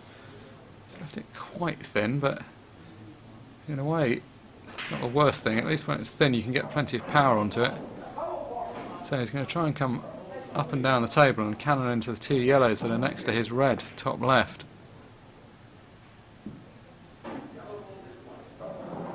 Uncharacteristically missing the pot there. That's the kind of thing that is very easy to do when you are focusing on a particular cannon. You end up taking your eye off the ball you're potting. It's not normally something you could accuse Mick Hill of being guilty of, though. So, got to try and make something happen here, Don Cooney. That doesn't necessarily mean go for something that isn't on, but at least tie the frame up or do something. He's hanging on in there at the moment, but needs to start motoring. It's not enough just to keep pace with Mick anymore. He needs to start adding the frames quicker on his side of the score sheet. So he too looking at what a cannon would look like into the reds and yellows. Not quite so straightforward to cannon the 2 yellows out. It'd be very easy to end up with at least one of them still stuck in that corner. How's his luck? Done pretty well. Decided to hit it off the baulk cushion because that was a better way of developing both balls, and he has developed both balls. It's just a question of whether he's got a pot on now.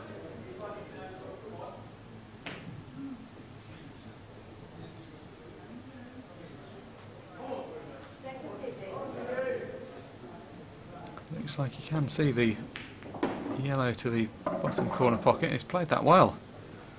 So, still showing no real signs of nerves or a lack of composure. No stage in this match does he really look like he's been outclassed. At no stage in this match really have you been able to tell the scoreline from the face of either player. Both have kept a fairly solid countenance the whole way through.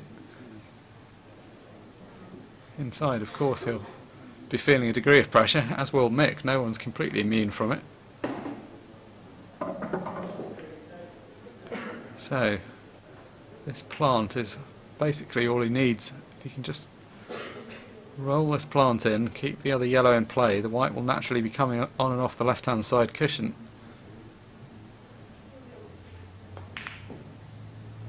Wow, he played that very firmly. Fancied he might play it a little bit slower than that. Good to be positive with a shot. That's the first shot he's played, for me, a little bit harder than he needed to. I can understand he was trying to play it as a positive shot and not just drop into it. He wanted to make sure he did get the yellow that he hit into play afterwards. I just felt a little bit firmer than he needed. Very understandable though, of course, the pressure of being out there. We'd all be feeling a little bit of adrenaline.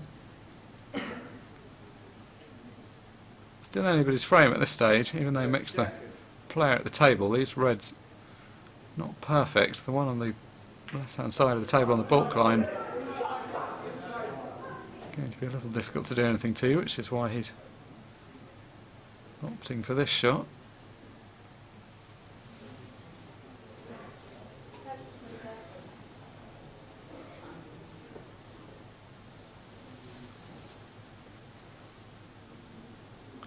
This was a bit of anguish that Dom ideally could have avoided going through. If he'd have just cleared up the frame when he was last at the table, things would have been a whole lot easier. As is so often the case, once you miss one shot, things just start getting harder and harder. Still not in a bad position though, because I don't think that red goes past the yellow. I think that's what Mick had come to have a look at, the red that the cue ball is nearest to. If it doesn't go past the yellow, then Dom's got a little bit of time to figure this out.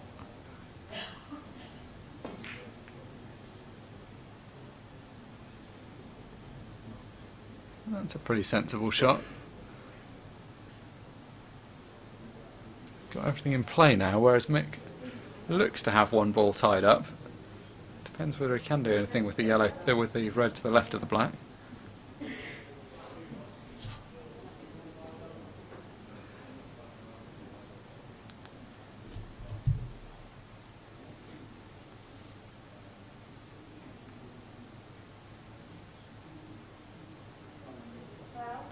It's a very high quality shot if it's a total snooker. That was not an easy position to get tightly in behind that red. It's obviously very close from the fact that the referee is spending so long looking at it. It's Matt Ward officiating this match.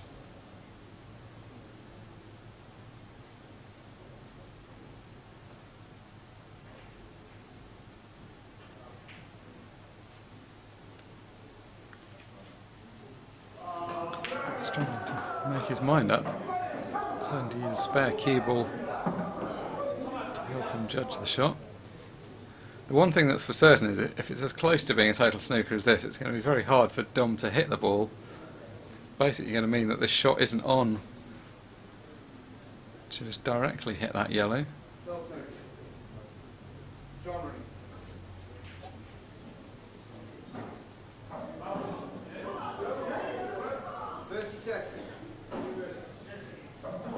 So opting to bend the ball. Quite close to that red, so going to make sure he gets around the red obviously first.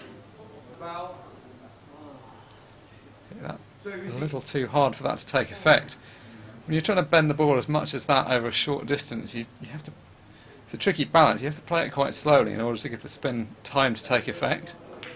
He got enough spin on, it's just it was still skidding across the cloth, so it never really had time to bite until after it had passed the yellow ball. Not that it was in any way a straightforward shot. I'm not suggesting that it was easy, but unfortunately for him, he's now given 2 shots away. 30 seconds. 30 seconds.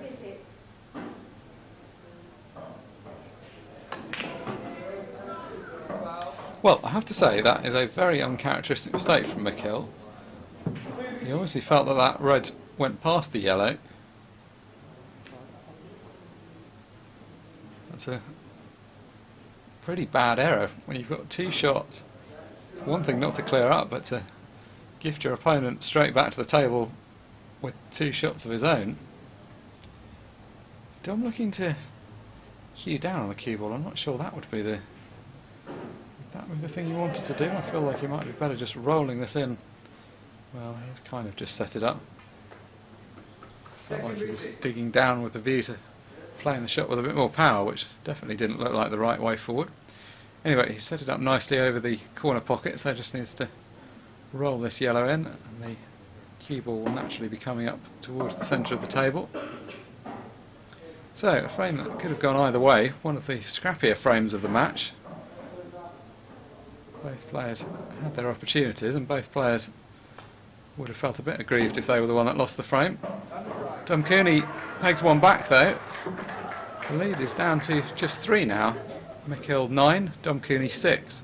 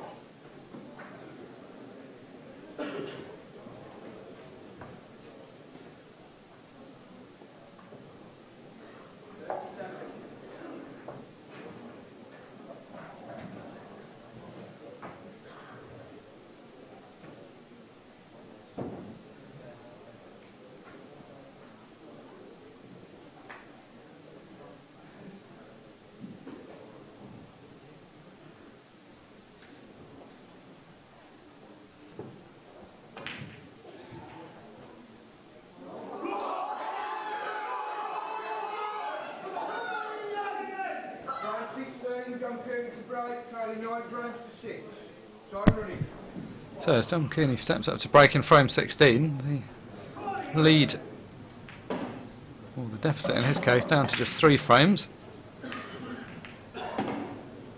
A great break there. Ball's just queuing up to go into the top pockets. Look where these yellows are finished. He's spotted 3 of them already. The remaining ones are hanging around pretty close to pockets for the most part. So suddenly, for the first time in this match, it actually looks like Dom could have a realistic shot of getting himself properly back into this.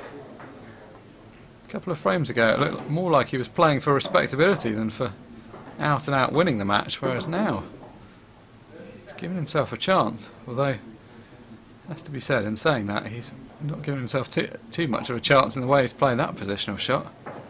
Had a big margin for error, just needs to end up somewhere in the middle of the table. He's come a fair bit too far. May still be able to manufacture this plant, but made life harder than he wanted to. Yeah, and that's the reason it was harder. It wasn't that it was hard to pot the plant, but the cue ball was always drifting over to that right hand side. He was never going to be on the ball at the bottom of the table, and really he wasn't that likely to be on the ball at the top because that red was always going to be in the way.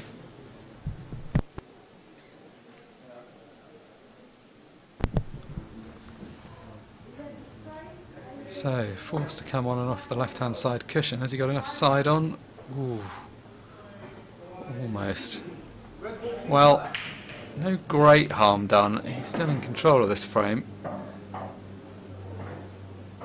think there would definitely be the neutrals in the crowd would have been rooting for that ball to go in, because 9-7 and we'd have had a real match on our hands. That would be as close as Mick has been pressed in any of the recent finals. I was saying earlier, Phil Harrison eventually got to 8 last year. Like he could get himself back into it. Certainly not looking as one-sided as it was a minute ago though. There was a passage in the middle of the match where Mick won 4 frames in a row and it looked like he could run away with it. Not quite so much so now, he's having to work for the frames.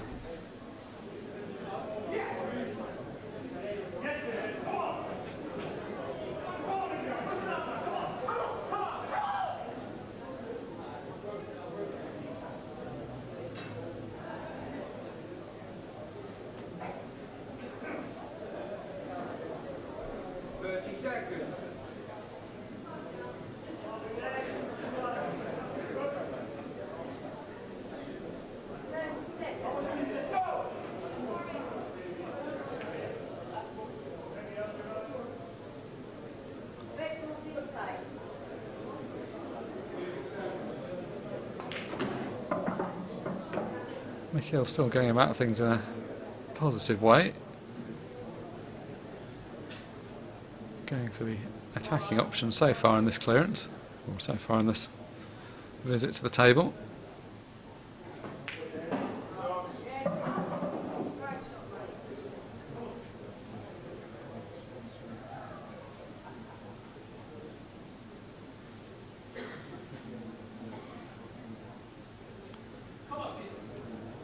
Even for a player of his quality, this is a fairly awkward position he's facing.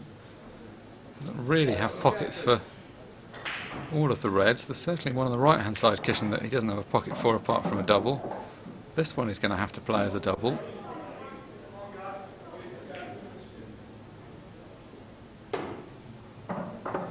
He's just come a little bit far there. He was looking at playing the middle of those three reds, I think, into the right centre pocket. Just slightly overdone the position. It would be a massive finish if he was to make it. He's never really looked like this was on from the position where he came to the table.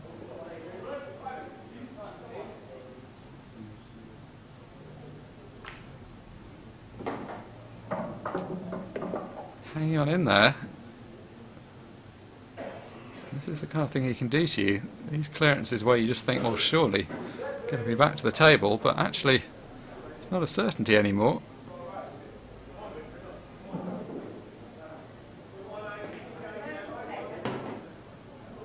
So he's got a perfect angle off this last red. If he wants to move the one on the right hand side cushion.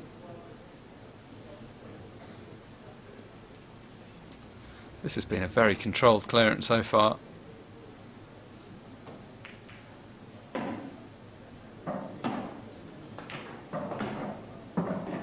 Oh, brilliant from Mick. Worthy of a world champion. This has been a phenomenal finish. He's just never looked on when he came to the table.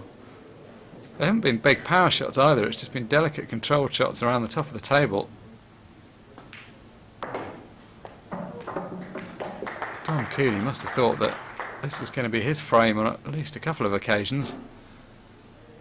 Suddenly though, what could have been 9-7 has turned into 10-6, and suddenly it's all starting to look quite comfortable for Mick.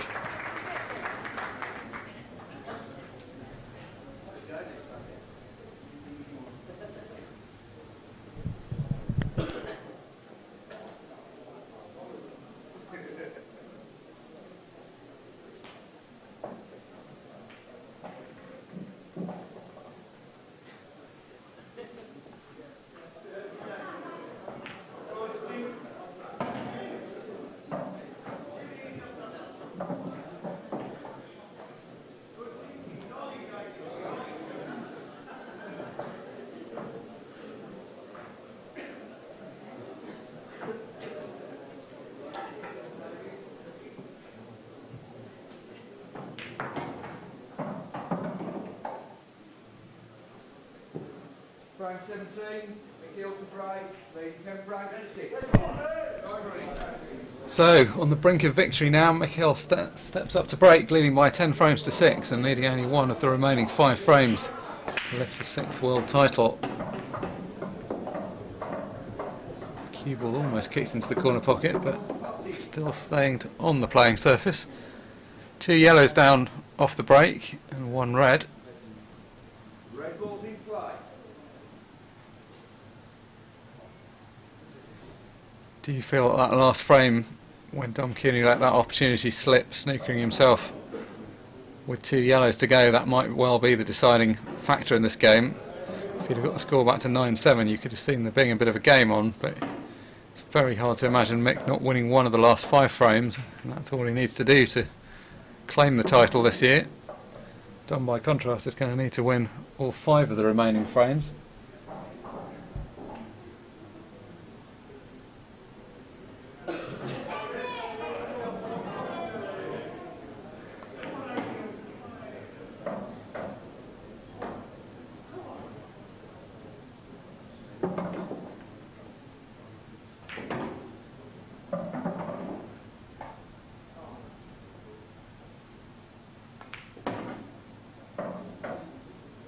So, could this be the end of the road for Dom Cooney? What a run it's been to this final. Incredible story, a qualifier coming all the way.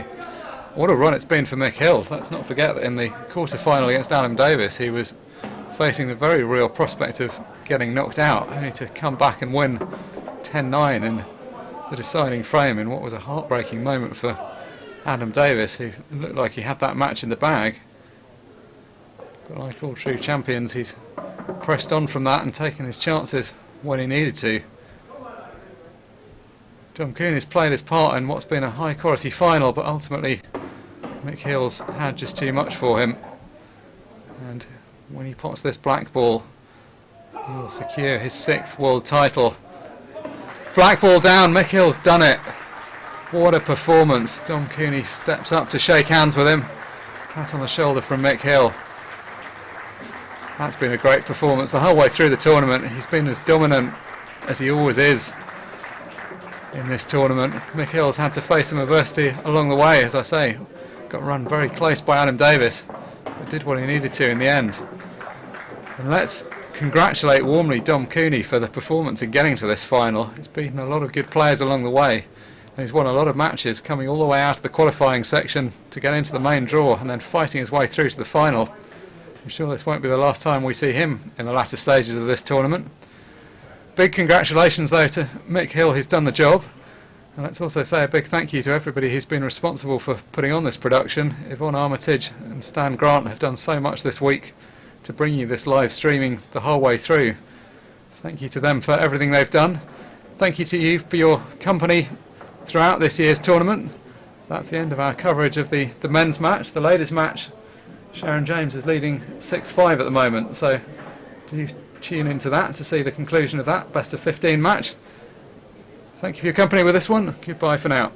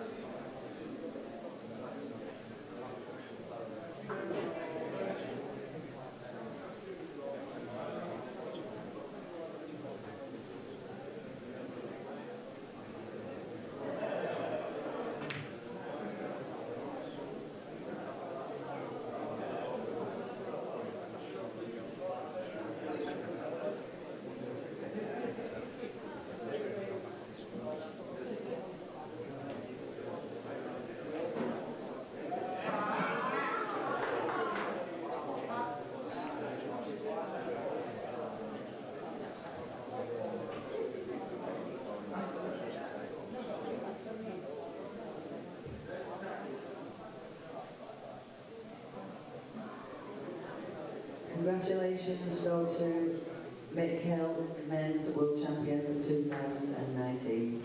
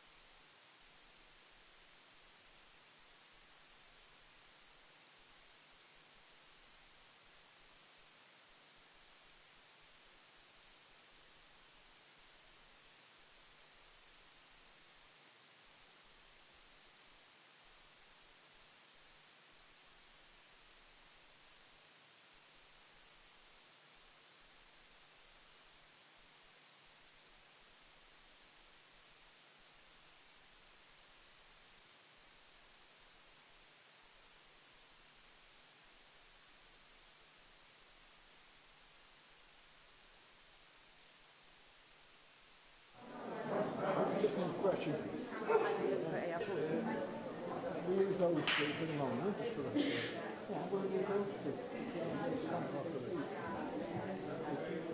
that's what I meant. Yeah, of course. Yeah, that's what I meant. That's not my job.